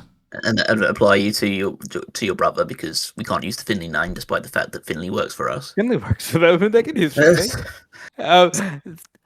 Or, and I'm dead serious here, do you look at the landscape and go, motherfucker, Danhausen just showed up on the main roster. Give me that. Mm. And they said no, and he's like, cool. I'll see you on Wednesday night. You can watch me on TV. Well, just look at the landscape in general. I don't want to come into these like culture wars again, because it doesn't necessarily need to be. But look at who WWE have signed so far this year. Powerhouse Hobbs and Danhausen are kind of the two big signings they've made so far this year. And obviously it seems like they're bringing Evil and maybe Hiromu Takahashi in as well, depending on what rumours you believe. But if that's the case, especially if they were to go up to the main roster, in the same way that like your Jeff Cobbs and Tanga Loa. Yeah, they all went up to main roster. Why would Finlay be relegated to NXT instead of that? They were at least the same level, so it would just feel like a demotion. In the same way that it still feels baffling to me that Blake Monroe Mariah May was like happy to go to NXT. I understand that she is just a lifelong WWE fan, and her only goal was to work for WWE. So she was just going to get in. That's what got her, because it's like Roxanne, where it was just like, no, I want to go to Sasha and Bailey fought for the NXT Women's title. Well, I understand with Roxanne, because Roxanne's previous thing was she worked for Ring of Honor, and so she wasn't like a super prominent name. Whereas Mariah May was in a hugely prominent match in the second biggest, but that's where you Wembley get show. like, she's just she just wanted to go because, again, like, wow, the NXT Women's Division. Are you kidding me? Yeah, but it just shows, like, in her case, how that can lead you to be kind of exploited in terms of creative booking and direction. Because the way that she's been handled since coming to NXT just feels completely. And again, it's been unfortunate because of things like the Thea Hale match and the way that ended. But just overall, it just feels like, oh, you just don't have anything of the character you had coming into the company. So it's like, yeah, and I think that someone like Finlay might look at that situation and go, is this really the best place to handle me? Like, you could say, even though he's held the NXT Championship since then, he's now feuding for it as well. Does Ricky Saints feel as big a deal as he did when he was Ricky Starks? Like, if anything, it's even. I wouldn't say it's any better. I was gonna say it's about a lateral move. The only thing that I would say is better for Ricky is calling a spade, he is featured way more. In Mariah's case, it would have been better for the company to have said, hey, maybe you'll circle back to NXT for fun later, but we need you on the main roster because it's a bigger impact. And they didn't do that with her, and I think that's going to prove to be a mistake.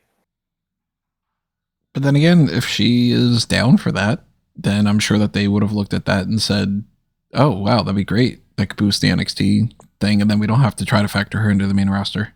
Yeah? Because they do want to put some names that they think will draw for NXT. And they probably thought that Finlay would be one of those guys, even though that's where it kind of gets into the whole, like, if you're following New Japan, you probably follow AEW a little bit more than you follow WWE.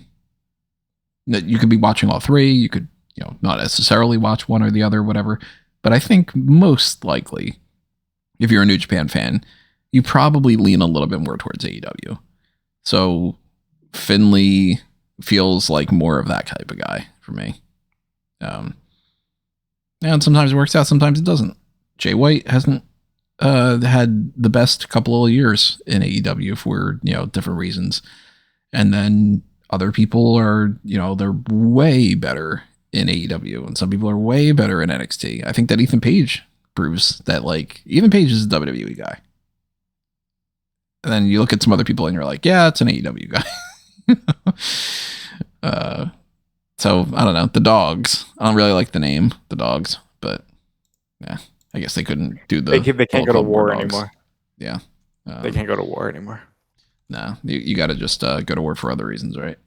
It makes me sad that they can't do, like, this was one where I was really missing Paragon, because I was like, that's kind of like a fun trios thing, and I could see them taking the space that I thought Paragon would occupy, where it's like, yeah, they're a fun trio, they're 3 names, let's put those titles on them and get them off of multiple champions. Stop doing this. Well, the trios titles changed hands on this episode. Don Callis Family, the 3 members being Kazuchika Okada, Kyle Fletcher, and Mark Davis. So you got Proto Okada, Kazuchika Okada, and Kyle Fletcher. And then you got the Aussie Open combo. So Kyle Fletcher's the middle point of that Eiffel Tower. Why did I go with Eiffel Tower out of all the things I could have said? It's awful. Anyway. And he is, his Okada's best friend and all these other kind of things that are going on with that. And they're also double champions now because Fletcher has the TNT title and Okada has the international title. They beat. You think that they did this? I'm dead serious. Because Takeshita just won a title, and Okada has to be like, we know what it's like to be double champions. Takeshita doesn't. Like, It might be, but I think it's mostly just that they wanted to take these belts off of Jet Set Rodeo because they never struck me as like a long running tag team that they planned on having these belts for like forever, you know? So I think that they ran through the little bit that they wanted to do with them, and then they were like, well, we want to transition out of that. We want to give some more stuff to the Don Callis family and boost up them and all, and let's go with Proto-Kata / Davis as opposed to Lance Archer and them, because those are like the more jobber guys out of the bunch. Not that Lance Archer's a jobber, but you know, like, but it's between the two of them, who's going to lose more, Okada or Archer? It's going to be Archer. I do think the main purpose of this is to continue to, well, twofold. One is to add a bit more fuel to the MJF and Hangman match by having MJF get involved in this and costing Jet Set Rodeo the titles. But then it's also to basically do a weird like love triangle between Okada, Fletcher, and Takeshita about which one loves Kyle more. Is it Proto Okada or is it Proto Shita? Yeah, that's like that's the main thing out of this.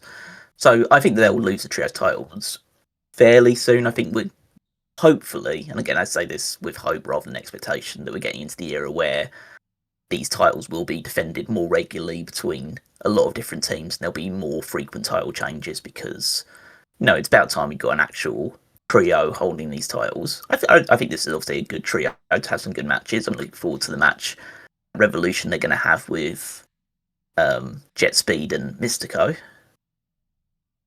So Jet Speed Mystico instead of Jet Speed Radio? That got announced? Yeah, Hangman said in a promo. It was a promo on that was only on like YouTube at the time. I assume they'll air it on Collision as well. But he said that he's found another partner for them to take on at Revolution, and they brought in Mystico instead, which is, you know, if you can bring in the wrestler of the year from Wrestling Observer Newsletter, then why wouldn't you? What's that tag team going to be called? Jet Speed and Mystico. Yeah. Now what do we get with yeah, I don't know, because he's part of like Sky Team in CMLL, so maybe it's like Jet Sky Radio instead. Well, I don't think that they would need a rodeo without the Hangman thing. Well, radio. Well, it's radio, isn't it? So it's like maybe it's like Jet Sky Speed or something, or I don't know. They'll probably workshop it. They'll workshop it if they decide to actually, you know, go ahead with it. So that boom. I would say that I'm happy. I would say that I'm happy with happy for Mark Davis though to get some gold, because I think he's been doing some really good work as like the enhancement talent to the stars. I think he's had some really good matches. And shout out to Davis. They said, "Hey man, Jake something went down.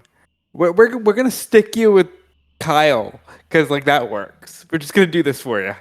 And I'm glad he's getting to do this. I would take those belts off them so fast. I'm so sick of multiple champions. I know I've said it multiple times on this podcast. I'm saying it again. It needs to stop, especially now that you've got the Dogs. You've got a trio that can just focus on those belts and be dominant with those belts. I do think it'll be short term, just primarily because this is mainly just to further the Takeshita, Okada, Fletcher, the whole fissure between the Don Callis family now. So I doubt this is going to be super long term. I think it'll probably be like a month tops before they drop the title to someone else. Yeah, I mean, there are other trios that are in there, whether it's a heel team or a face team. You could go with the Dogs, you could go with the Demand, you could go with, any number of things. You're not going to go with FTR and Tommaso Ciampa because FTR offered that opportunity to be like, "Why don't you join us?" And Ciampa was like, "I never fucking liked you guys." So, Death Riders, another team that's out there. I would kill for Johnny Gargano to leave. I would kill for Johnny Gargano, and even more than Johnny, for Candice to be used properly just one time on American television. Like, I would love to see it because, let's be honest, I know they love Triple H, and I know Quill got the point picture, and yes, I get it. But you know what? Undisputed Era also loved Triple H. They also left. I would love to see Johnny Gargano and Ciampa and Candice be able to do stuff on TV. And I know it's like there's nowhere near being close to happening, but seeing them with FTR, it makes me miss it, man. Brawling Birds beat the Inspiration pretty handedly. People were upset about this for some reason. Yeah, I don't get why people are annoyed about this. What the fuck did you think they were? Guys, it's the Iconics.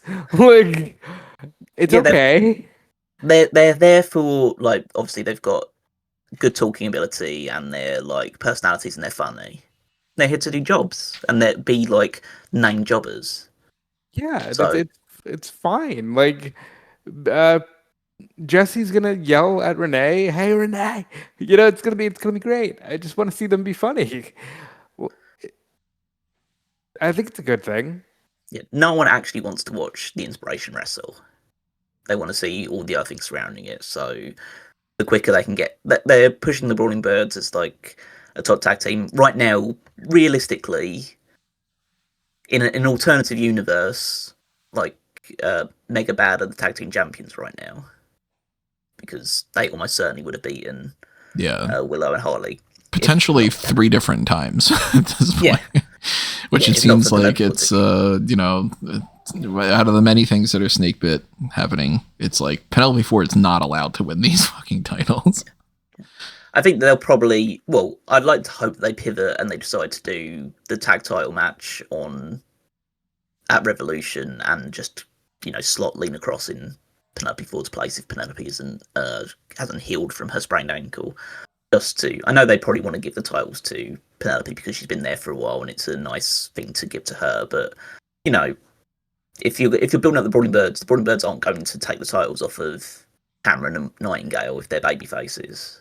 So yeah, I think that's clearly where they're aiming, is to make them as strong and dominant as possible. And yeah, you'd bring the Inspiration in as personality things. I'm much more reassured about their signing having seen this match. I know a lot of people are annoyed about it, but, you know, they should be better wrestlers, maybe. Well, but like that's what I was telling you from the beginning when you were upset about it. I'm like, no, this is great. They just started a tag division, and they need this.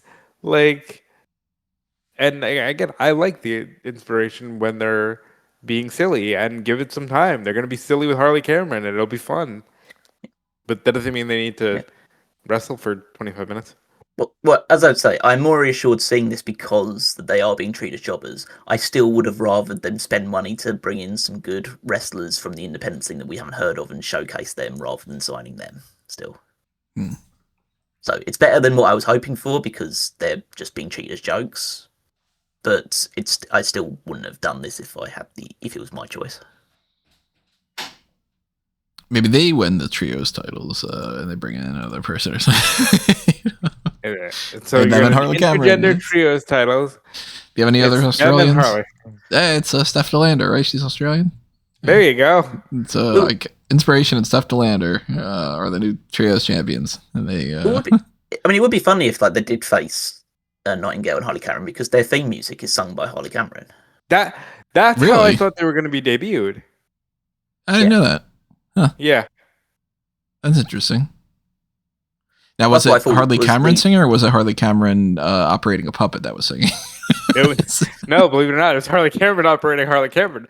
I thought that's how they were going to debut, where Harley was going to start to sing a song, and their song would just play.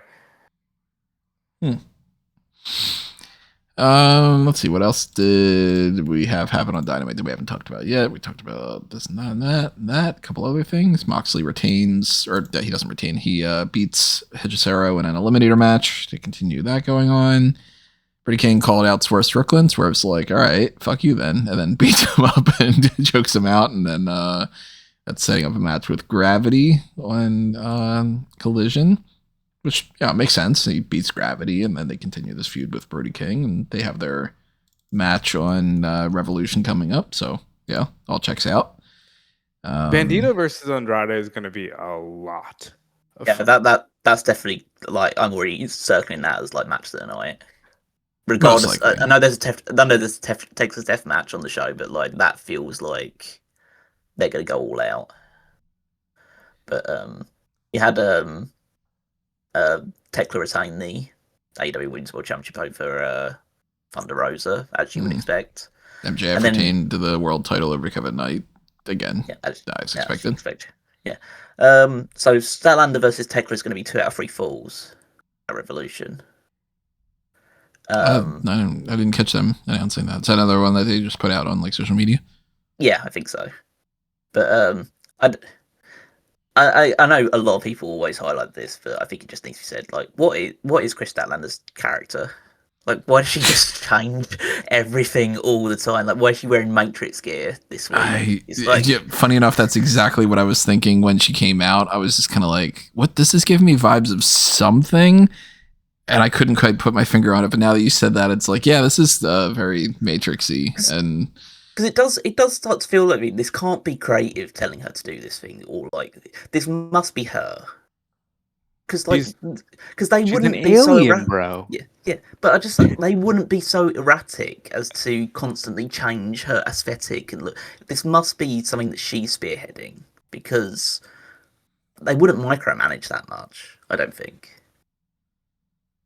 She's trying to find herself.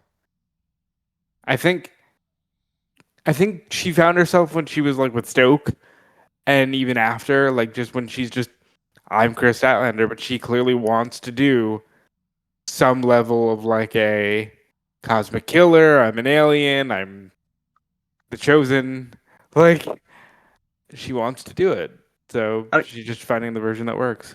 I saw that she did an interview recently where she was talking about like her title win, and basically saying that she was somewhat disappointed in it because it felt like it came at a bad time, and she hadn't really earned the right to both win the title and like regain the trust of Willow and other people when she was still doing that stuff with the Death Riders that were trying to bring her onto their side as well. And it does kind of feel like a mix of creative and a mix of just her not being able to stick to one character and just build it. Obviously not just be like static in that way, but evolve with a more determined character is really hampers her ability to connect with the audience. Because she's got all the tools, she just doesn't. She just is too, her character's just either too erratic or too, like, unplaceable. Like, you can't put a finger on it, you can't just go to someone, describe in one sentence what Chris Statlander's character is. I think that they're just throwing as much shit at the wall as they can to try to be like, she's got no character. And this is going to sound really harsh, but this is just I'm too fucking tired to try to mince words. She is a great example of somebody who is a really good member of the roster, somebody that I like, but she has no character. She's bland in the sense that about 98% of pro wrestling is bland these days. Most people are just, I'm a wrestler. Yeah. And when you look at both rosters, and I mean, even outside of those two companies too, but like, we primarily focus on WWE and AEW. What's Randy Orton's character? I'm a wrestler. I'm Randy Orton. I've been around for a while. What's Okada's character? I'm Okada. I'm a wrestler. We don't have gimmicks the way that we used to. And in some ways that's better because some of those gimmicks were fucking terrible. In fairness, Okada's gimmick was I'm a rich bitch. That's why he, does the Rainmaker, and the whole deal is like, I'm rich. You're not. That does not come across that way in AEW. Well, I understand the point you're trying to make, but I also, because I know what period wrestling you grew up with and watched, and I just think this is better. I just don't like. I understand that the issue I have with Statlander is that because even though Hangman Page is like his character is well, I'm a wrestler, but I'm also like I bring back the cowboy aesthetic and that manual cowboy. You can tell what his personality is or what his motivations or drives are. Right. Whereas Statlander just feels very disconnected from like her approach, and her way of thinking just seems to not ever be truly consistent from one month to the next almost. So that's the bigger issue I have. I understand like the fact that it's not the fact that she doesn't have a character, it's the fact that any character she does have is not it's not a character, it's just it's a motivation at most, in the way that like Willow doesn't have a character really. Like, she's Willow Nightingale, but like she's just a happy-go-lucky wrestler. But she's got personality in a way that you know that when she cuts a promo, she's not going to cut the exact same promo as Harley Cameron, who has her own. She's just Harley Cameron. Like, she's not the Goon or, whatever the fuck, TL Hopper or something. Okay, not that we're saying the Goon is better, but I get right. What you're saying. It's the Goon. I mean, like, really shitty gimmick, and TL Hopper another like really shitty gimmick, and I don't want them to go back to that where it's like Chris Statlander's coming out and she's like, I gotta boop everybody on the nose and I literally am an alien or something. But like, I know what Marina Shafir is going to do, and I know her personality, but Statlander is just Chris Statlander. And if you were to try to explain her to somebody, you would suffer trying to figure it out compared to some of the other people. And you don't have to go all the way as much as like Toni Storm. Toni Storm, full-blown gimmick and whatever. But if somebody said to me, explain to me what the character of, say, a Charlotte Flair is at this point, I would be like, all right, well, Charlotte's a bitch. She grew up as like the child of a legend, and she very quickly was thrust in that role, and she thinks very highly of herself, and she is very selfish, and she's respected, but she's also hated. And like, it's kind of like there's elements to that. And Charlotte's not the most, fun person every single time, but that feels like a character to me that you can kind of play around with. And that's why when Charlotte loses things like the Elimination Chamber, she's all upset because she's like, I'm fucking Charlotte Flair, whatever. When Statlander comes out, it's like, Statlander, oh, she's good. She's a baby face right now. So I think I think there's like, everyone does the I'm a wrestler and I understand what you're saying, but there's also two like diverging paths from that. You have a case like a Hangman or a Chris Statlander where they come in being like, I'm an alien. My gimmick is alien. My gimmick is cowboy. And I'm a Hangman and I walk around with a noose and I'm a part of this new group called Bullet Club. And it eventually just devolves into, I'm just a guy. I'm still Hangman because that's what I came in as, but I'm just a guy. Same thing with Stat. And I think that's where Stat worked well. And to be fair, you have like, how often do I say Bret Hart's my number 3 favorite of all time? Bret Hart was just a guy. He's just like, a guy. At the time, he was different for just being a guy. Right. Because he was just a guy in an era where they weren't. On the other end of that, you have Alexa Bliss, who's like, I was just a person, but now I'm trying really hard to be a gimmick. And I'm doing these weird supernatural things because, like, that's my gimmick. I'm the trash man. That's my gimmick. That's the kind of vibe it gives, because wrestling's in a weird spot right now where you can't just bring in a guy, call him the Undertaker, and stick a guy called Paul Bearer with him. You know what I mean? Like, wrestling doesn't work like that. So you've got, I'm Shiloh Hill. Okay. I understand what you're saying, but I don't know how we get back to what you're looking for. Yeah, I mean, I'm mostly just looking for, I want to know what Chris Statlander's personality is beyond that she happens to be stepping in the ring. And she does seem to be kind of just I'm tough, but I'm also sensitive, but I'm I'm dressing this way, I'm dressing that way, I'm dressing that way, I'm dressing that way. And you would think that would mean like how many like layers is there, and wow, it's so multidimensional. But then I'm like, yeah, but none of them stick. So I can't get behind any of them because the next week now you're wearing pink and you're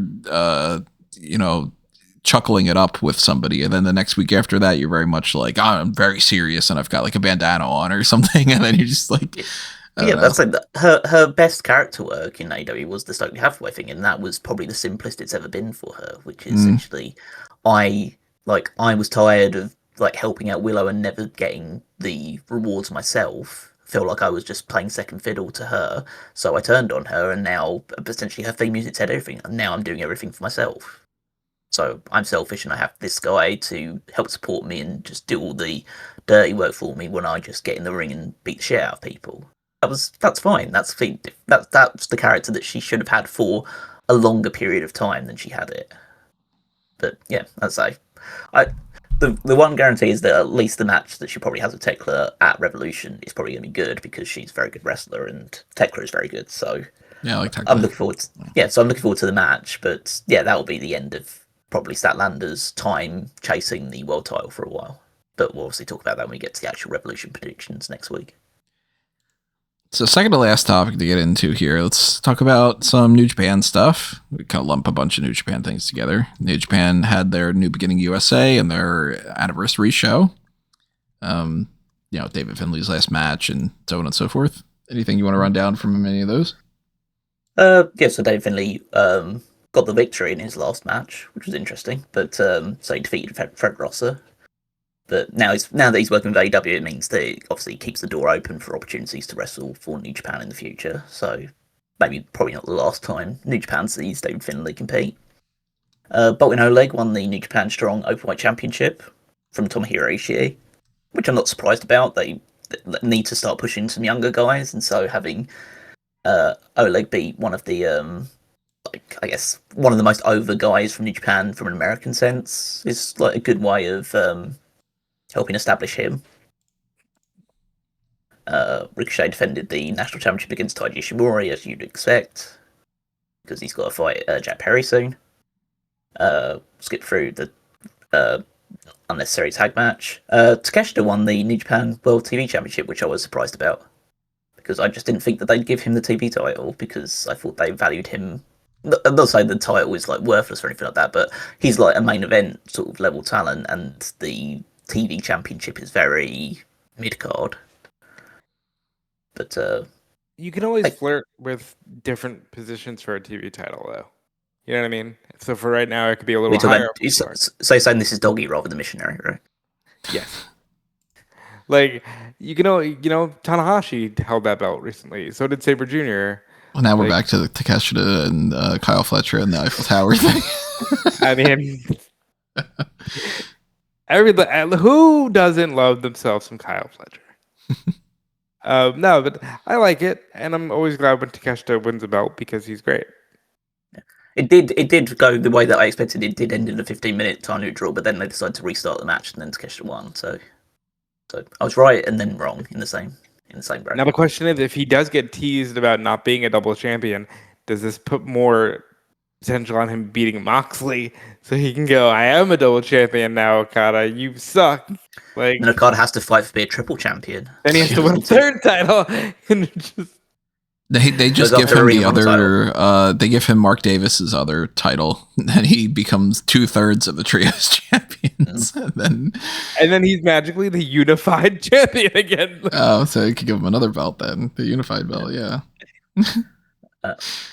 So Oscar and Yuto Ice defended the tag titles against Toa Leona and Bishop Khan, Gates of Agony. So, as you expect, Shiori defended the IWGP Women's Championship against Athena. So that'll probably hopefully set up a match, because I didn't watch the match itself, but I saw from people talking about it online that they had very good chemistry.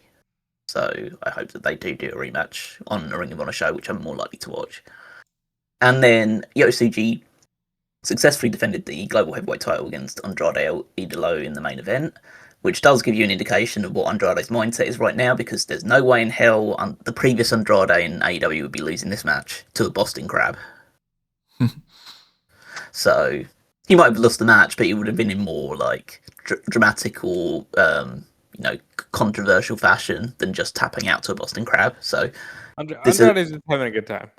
Yeah, this is Andrade that now knows that this is where he is, and he's never going to go. Probably, well, I'd say never go back to WWE, but not going to go back to WWE anytime soon. So he's going to enjoy himself now. Anniversary show. I guess one of the big talking points from this is that I don't know if Tony will remember. Rob, you might remember him more so. Aaron Wolf, the guy that won the Never Openweight title right. at Wrestle Kingdom in his first ever match for New Japan against Evil. So everything's fallen apart for Aaron Wolf since then. Really? He lost the title pretty much a month afterwards, I think. I can't remember actually who the Never Openweight champion is right now. It's certainly not him. Oh, it's Isn't it? It's not Fale, but he just lost to Fale, didn't he? Yeah, he lost to Fale in the first round of the New Japan Cup. Yeah. Bad luck Fale of all people. I'm trying to remember who won the I think what's his name? I'm gonna forget about it now, so there's probably not much point. It's not a big deal. The fact is he's not the champion anymore, and he just lost to Bad Luck Fale, who's probably he must be approaching 50 now. At least it feels like it at this point. And was also pinned in the special 10-man tag match they did at the anniversary show. Actually, I don't know if he was pinned, but he certainly got his ass kicked afterwards by Ren Narita. I think he lost the match to Ren Narita recently as well. Actually, I think Ren Narita might be the guy that's never Openweight champion. So no, he lost to him recently in a singles match, so that's probably for the title. And yeah, basically the only thing that really needs to be reported from the anniversary show is the House of Torture ruining everything again. And it's just everywhere. It's in every single match that obviously that they're involved in, but the interference is just out of this world right now to a negative extent. To the point where I don't blame anybody that's not interested in that stuff. I know a certain portion of New Japan's core audience is into it, which is why I think they continue doing it. But it's been going on for 2 years now, at least 2 years, maybe close to 3. And it's just every match ends in interference or ends in some kind of screw job, or that's they have to low blow the guy or trip him up. It's not like heels can't do that occasionally and be a bit more, typically heelish in that regard. But it's just too much all the time in so many matches across the card. On this one in particular, you had Kanemaru and Don Fale against Tsuji and Takagi had interference in it. You had a 10-man tag with a lot of guys from House Torture against a load of guys from the main kind of New Japan unit. Ends in interference and stuff behind the referee's back.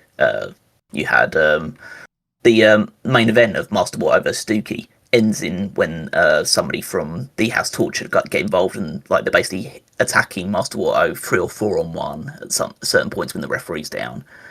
It's just all over the place. It's very much again before our times to a degree, or to an extent we're watching. It's very much New Japan, or not New Japan, NWO all over WCW in New Japan right now. And yeah, that's they are really struggling to get new guys over, and the most overact in the company is just a heel stable that a lot of Western audiences really don't vibe with. So yeah, that's the main report. New Japan sucks again. Well, you know who's going to bring them back out of that? Antonio Inoki. Now, this is not what we meant by AI. AI being his initials does seem to work out like that. They said everybody loves AI. Antonio Inoki. I have been one of these people that my tune has basically been the same about this from the start, with CGI and deep fake stuff and all that. I remember like when Rogue One came out and people were upset about the Grand Moff Tarkin character being brought back and Cushing's face being used for it. I've had basically the same point of view for every single one of these things. If you sign off that you are willing to let people do this, fair game. If your family signs off on that, I don't know. Because each person, my family might not necessarily know what my wishes were for anything whatsoever. If I died tomorrow, they might not have any idea what I would want Smark Out Moment to be, after me or whatever. By the way, if it's out there, you give it to these guys. It's pretty obvious, but who fucking knows if they would know? And like, when it comes to using this type of technology, I fully understand the people that are just 100% against it. But I also just go like, look, it's not going to go away. And there are a lot of benefits to it as well. And when you get another Star Wars type thing, but when James Earl Jones signs off and he's like, I'm not going to deprive people of hearing my voice as Darth Vader for future projects and have them have to do somebody else. And it doesn't sound the same. If you want to use my voice, then use my voice and keep paying my estate or whatever. Then I think it's okay. And it's creepy. And I don't understand why they're doing it. But I'm also not connected to that in that way. So if you were to ask me, what does Antonio Inoki and New Japan Pro Wrestling mean to me? It doesn't mean anything compared to the people that are, actually tied into it and the big fans and everything. So I don't know if this is one of those things where it's like, yeah, this is a good idea. I assume most people are probably against it. And I most likely, if they were, I guess let's put it this way. If Vince McMahon wasn't a terrible person, and if he had passed away and they, he's just a pure, like, everybody just loves him and there's no, fuck Vince, we don't want him in this anymore or whatever. And you said, okay, well, we'll do like an AI Vince. I don't know if I would particularly like it. So I could see why people would be upset about it. But to me, it's not an issue of necessarily like the all AI equals bad. I think it's, decision by decision type thing. It is weird though. I can say that. It's very weird. I just don't know, like, what is this AI Inoki gonna do? Like, you're not gonna have AI Inoki like get in a ring. Well, that's where you're wrong. Because apparently there was like an interview that took place when they announced it, where they basically said that he's going to be essentially to embody the presence of Antonio Inoki. So it'll just be, probably just a robot that looks a lot like him, that maybe does some of his mannerisms or something. That's so wild. But they pushed the idea that they were asked about whether if it will be able to wrestle, and the developer says that that's something for the distant future. So they're not saying no, they're just saying not yet. We haven't figured it out yet, but we would really love to have Antonio Inoki versus Hiroshi Tanahashi. That's crazy. I might be question about it beyond just like, obviously, all of this being somewhat bizarre. And I say somewhat as in fucking bizarre. But what version of Antonio Inoki are they going to use? Because obviously Antonio Inoki lived for about 70, 80 years, I think. I can't remember how old he was when he died. But are they going with like a younger Antonio Inoki that when he was like world champion? Are they going with the one that ran New Japan in like in the 90s and 2000s? Like what iteration of Antonio Inoki are we getting? WWE champion. End up having a crossover. That's what happens. They seem to have gone for old man Inoki. Well, that's at least the image they're showing on the video for it. So I assume it's that. But so I had these questions. Remember when hologram technology was big a couple of years ago? and they were doing like hologram Tupac and hologram Elvis. Oh yeah, well, they did like the big. They're still doing like tours in the UK of like the ABBA experience thing, where it's just a load of Really? holograms. Then Yeah, they're did still that for doing years. hologram and wrestling. Look at AEW. Go away. I mean, hologram hasn't been around for a while, so Well, see, the next thing's going to be cloning technology, and we don't all know where El Clone is. I don't know. Like, obviously, like Tony is the biggest proponent of AI that I know personally, and even Tony's not like, yeah, the AI everything, but it does seem strange that we're getting to the point where, like, everything we're confronting right now is very like, oh, I read about this in science fiction, so how do we approach this in reality? But like, Inoki's a beloved figure, and if it's just like, hey, come take a picture with Robot Inoki, I guess that's cool, right?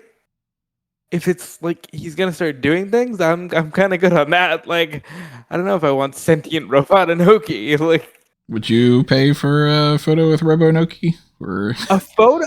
A photo? Yes. Do I want to see sentient Robot Inoki start to speak and like have thoughts and opinions? I don't know. Like, it's weird.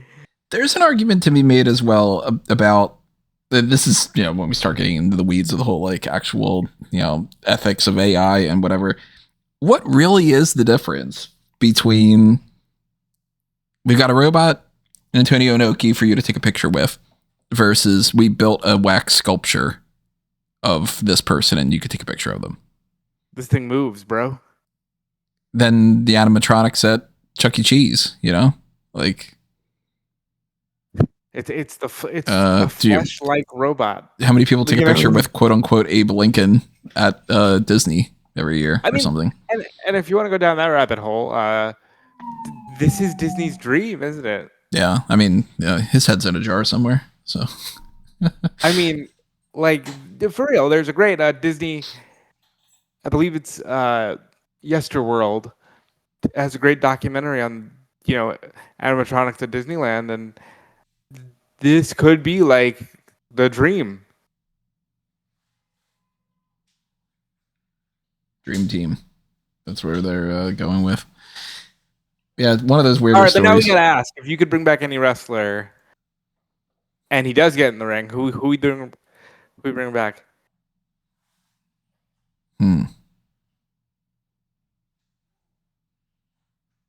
I don't know if I want to say my answer. Is it Chris Benoit? Yeah, of course it is. I knew he was gonna say. Listen, I can program him so he doesn't kill people. So like that's fine. So Well, we're good. you think you can, but we don't know that about AI yet. We could be doing what if Skynet protocol takes over? Well, I mean, at least the as long people as that you at least go the people that he with wanted to kill aren't around anymore, so they're fine. Jesus Christ. As long as we go with Anthropic, I think they have morals. Yeah, I guess. The first two that popped in my mind were Owen and Hennig. Owen and who? Oh, Hennig. Hennig. I thought you said an egg, and I'm like, it's an egg. It's an egg, yeah. Yeah, the gobbledygook. Yeah, we're bringing him back as an AI robot. Yeah. Eddie Guerrero came to my mind really quickly. Eddie's the right. Even though I think like the Guerrero tributes being on every wrestling show, a little overdone. I'd like to see Eddie Guerrero against Dominik Mysterio. I'd like to see Eddie Guerrero wrestle Ray one more time, wrestle Jericho one more time. You mentioned before we got started, Andre. Oh, Andre is the one they're going to do. If they do that type of thing, that they would probably do Andre, yeah. Because then you can do Andre Taker, Andre Big Show, Andre Brock, whatever it might be.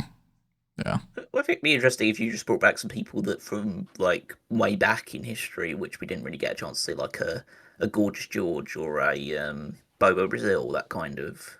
Like a Luthez against a Zack Sabre Jr. kinda. Yeah, like you could have those. Like if say that it is an AI that can wrestle to the same level that it previously was. Like imagine doing Zack Sabre Jr. or Bryan Danielson against like George Hackenschmidt or someone of that ilk. And then obviously that's where just they like bring back Hogan. Yeah, that's how they bring back Hogan. And then they somehow can't program him to not say the things that he said. They're like, we keep trying to get him to say your prayers and eat your vitamins, and he just keeps putting that N-word out there. like we're trying to get him to just say I'm sorry, and it just won't happen. For some reason, the output when we say I would like to apologize for my previous harmful statements comes back as it's not going to work for me, brother. What do you mean this motherfucker just booked himself to win a title? We didn't plan that. AI is taking over. Yeah, the AI is taking over. It's a new world order. That's what it is. Well, last topic we got. We're going to get a new WWE champion in a couple hours. Cody Rhodes is going to face Drew McIntyre on Friday Night SmackDown. The undisputed WWE title is on the line. And all signs and logic and everything would point towards Cody Rhodes beats him for that belt and goes on to face Randy Orton at WrestleMania. Well, when you said we're going to have a new WWE champion tonight, I was getting excited that it was like actually someone new. But no, it's just Cody again.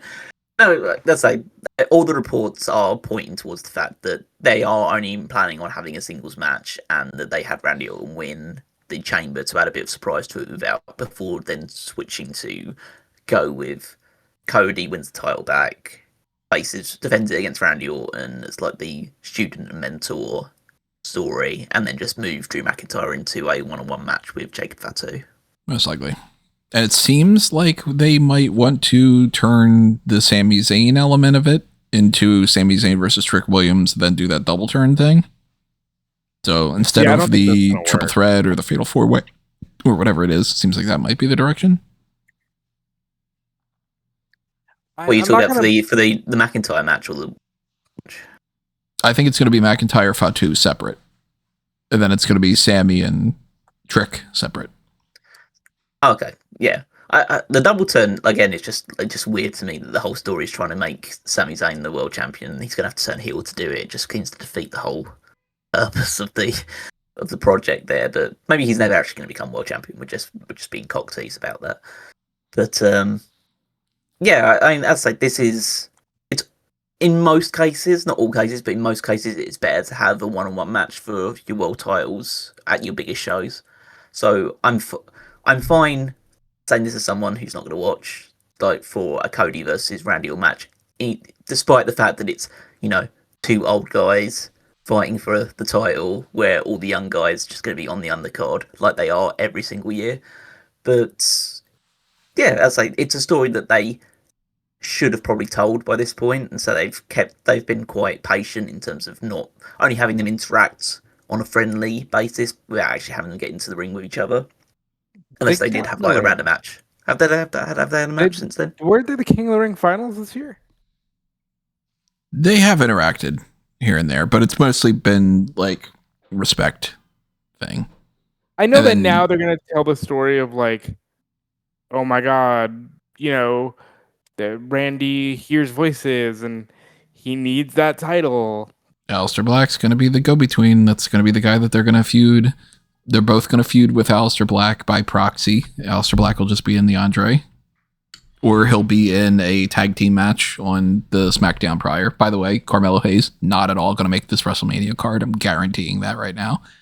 It's going to be the SmackDown prior to WrestleMania will have, I'm assuming, a United States Open Challenge with him and Dragunov, and then you'll have the Andre the Giant Memorial Battle Royal. You'll probably have either the women's tag titles or Julia in a match, some kind of women's match.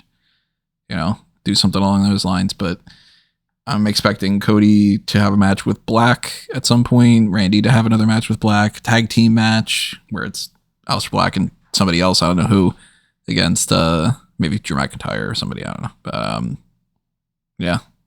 I hate when they do the thing where they're like, this is not an indictment of Drew. This was just about, needing to get to a better story. And I did see a lot of people freaking out, like, if I was Drew, I'd be so mad. And the problem with this is it's the follow-through. Like, Edge had the worst WWE title reign ever when he won it in a cool fashion and then lost it in 2 weeks to John Cena.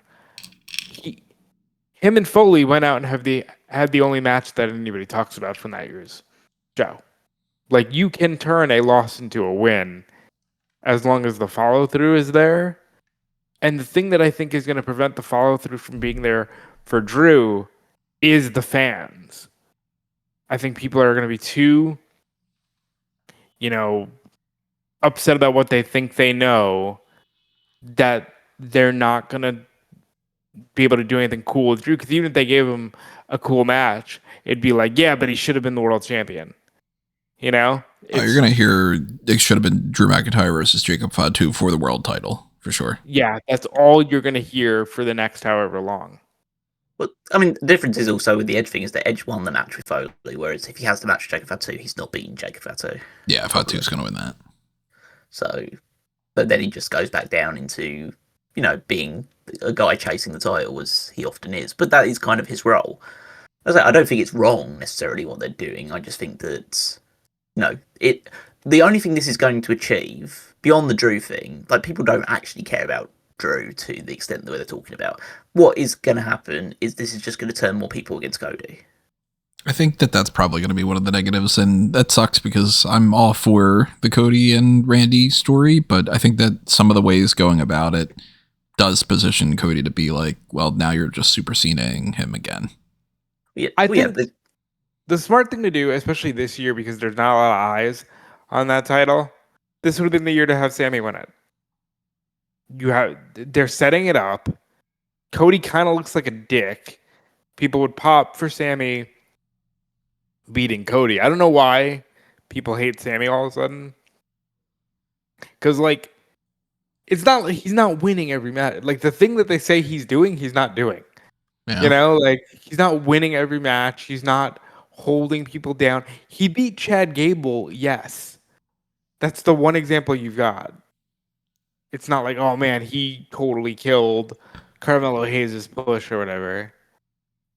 I think it's a mix of just like people's perspective being incorrect in a lot of these things and just assuming that, you can't just have an underdog not win matches and become like champions in that regard.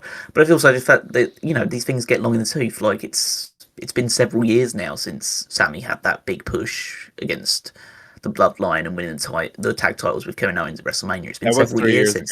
Yeah, it's been several years since then, and he hasn't really moved on or progressed beyond that point.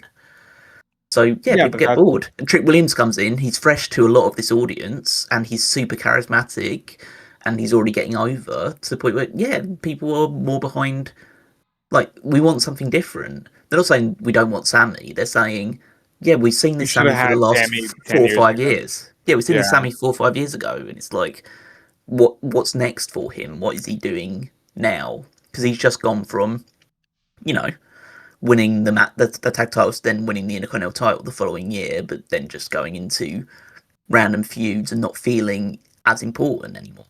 And people are just saying, well, why should we care? They don't care about what he's doing, so why should we care? And we're kind of bored with it.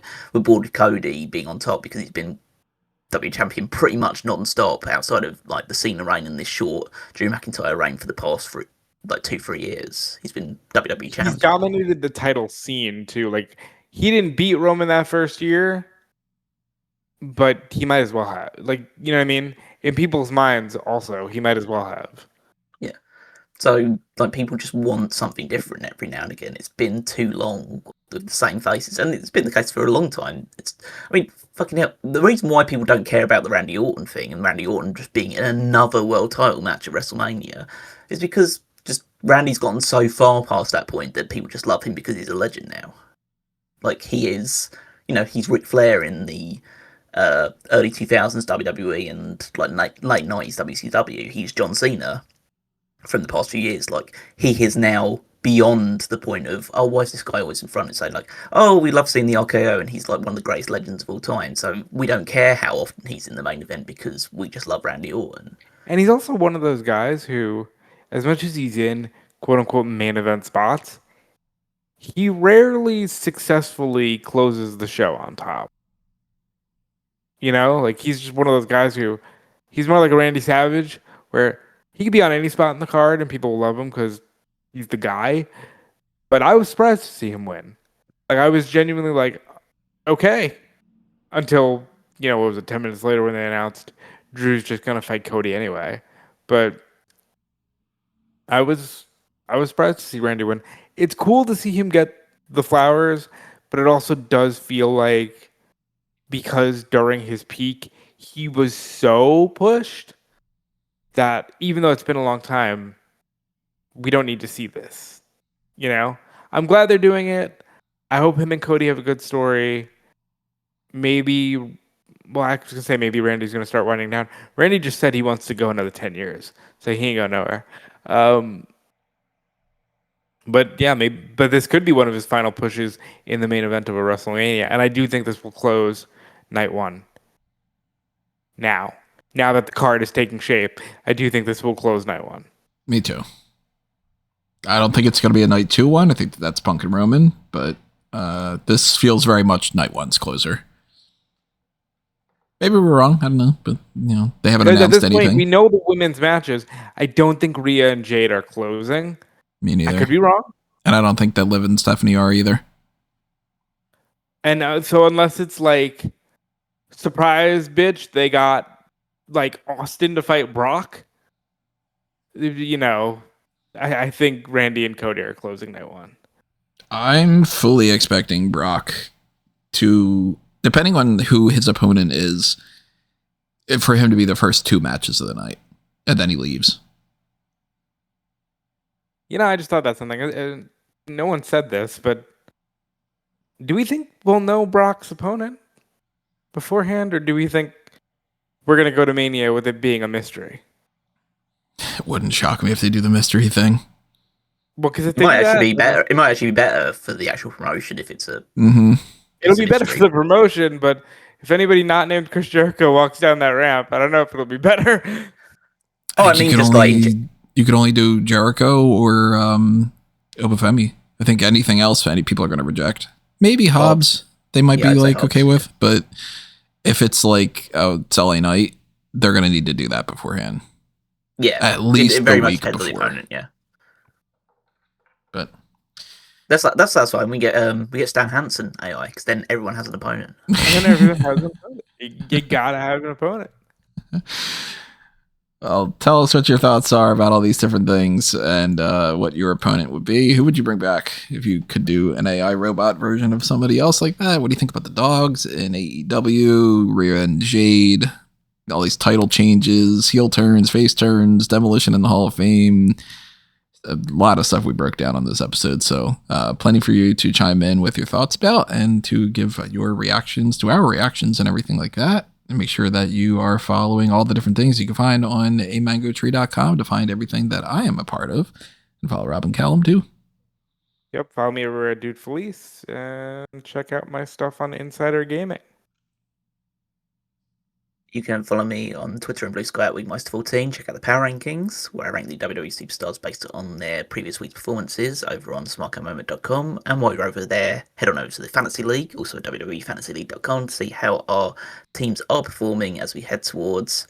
Oh, I won a predictions contest. Oh, that's right. And we won right away too because Tony picked Tiffany Stratton and we picked Rhea Ripley. Yeah, I was just like, well, you guys picked Ripley, so I guess I'll just pick Stratton. If I'm right, I'm right, and I basically win. If I'm wrong, I lost, but I'm okay with that. And I used the immediate opportunity to bring both Seth Rollins and Randy Orton onto my team to replace Bron Breakker, who I still am unsure about whether he'll make it to WrestleMania. Smart moves. And I can't remember who the other guy was. Bianca Belair, didn't you? Finally. Oh yeah, no, but I'd already put Roman Reigns on my team to get rid of Bianca Belair because that was obvious that she wasn't going to make it. So I went with, I think it was Dragunov. Yeah, because they're doing shit all with Dragunov now. So.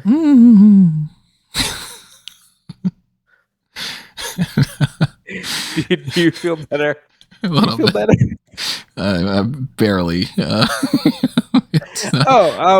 We weren't on the Elimination Chamber pod, and a week has passed, but Javon Williams is not his name. Yeah, Javon Williams. Javon Williams. That had to be one of those. Just fuck. My favorite thing about that moment was Wade Barrett started giggling like a schoolgirl. Cole immediately just Javon Evans is. And he covered nicely because it happened to him earlier in the night when he was like, Becky Lynch wants to retire AJ Styles, and it was just like, nope, you're thinking of the other guy. Yeah, everybody fucks up. How many times has AJ Lee and AJ Styles and all that been switched up, and but yeah, Javon Williams, maybe he's gonna be the guy to watch for WrestleMania. He could win the IC title and turn on Sammy. But all that stuff and more coming up in the next few weeks when we head towards all the WrestleMania stuff. But naturally, we have some other things in the meantime. Tomorrow being the NXT Vengeance Day pay-per-view. So the pay-per-view point immediately following that. Somewhere probably around the 10 o'clock mark. I don't know. They're starting at 7, so 10:30 or whatever. But that'll be the next podcast. And then the week after that, we get into Revolution. We get into the next round of the hot tags. And then we got, I think, a blank week after that. So we'll probably try to do something with our WrestleMania stuff. Actually, we have 2 blank weeks. And then Stand and Deliver, then Dynasty, then WrestleMania. So lots of pay-per-view things coming your way. But at least as far as the hot tags are concerned, thank you for listening to episode 744. And all your support's greatly appreciated. So we thank you in advance for the next one, too. But adios for now. This has been another Smark Out moment, and we are being counted out.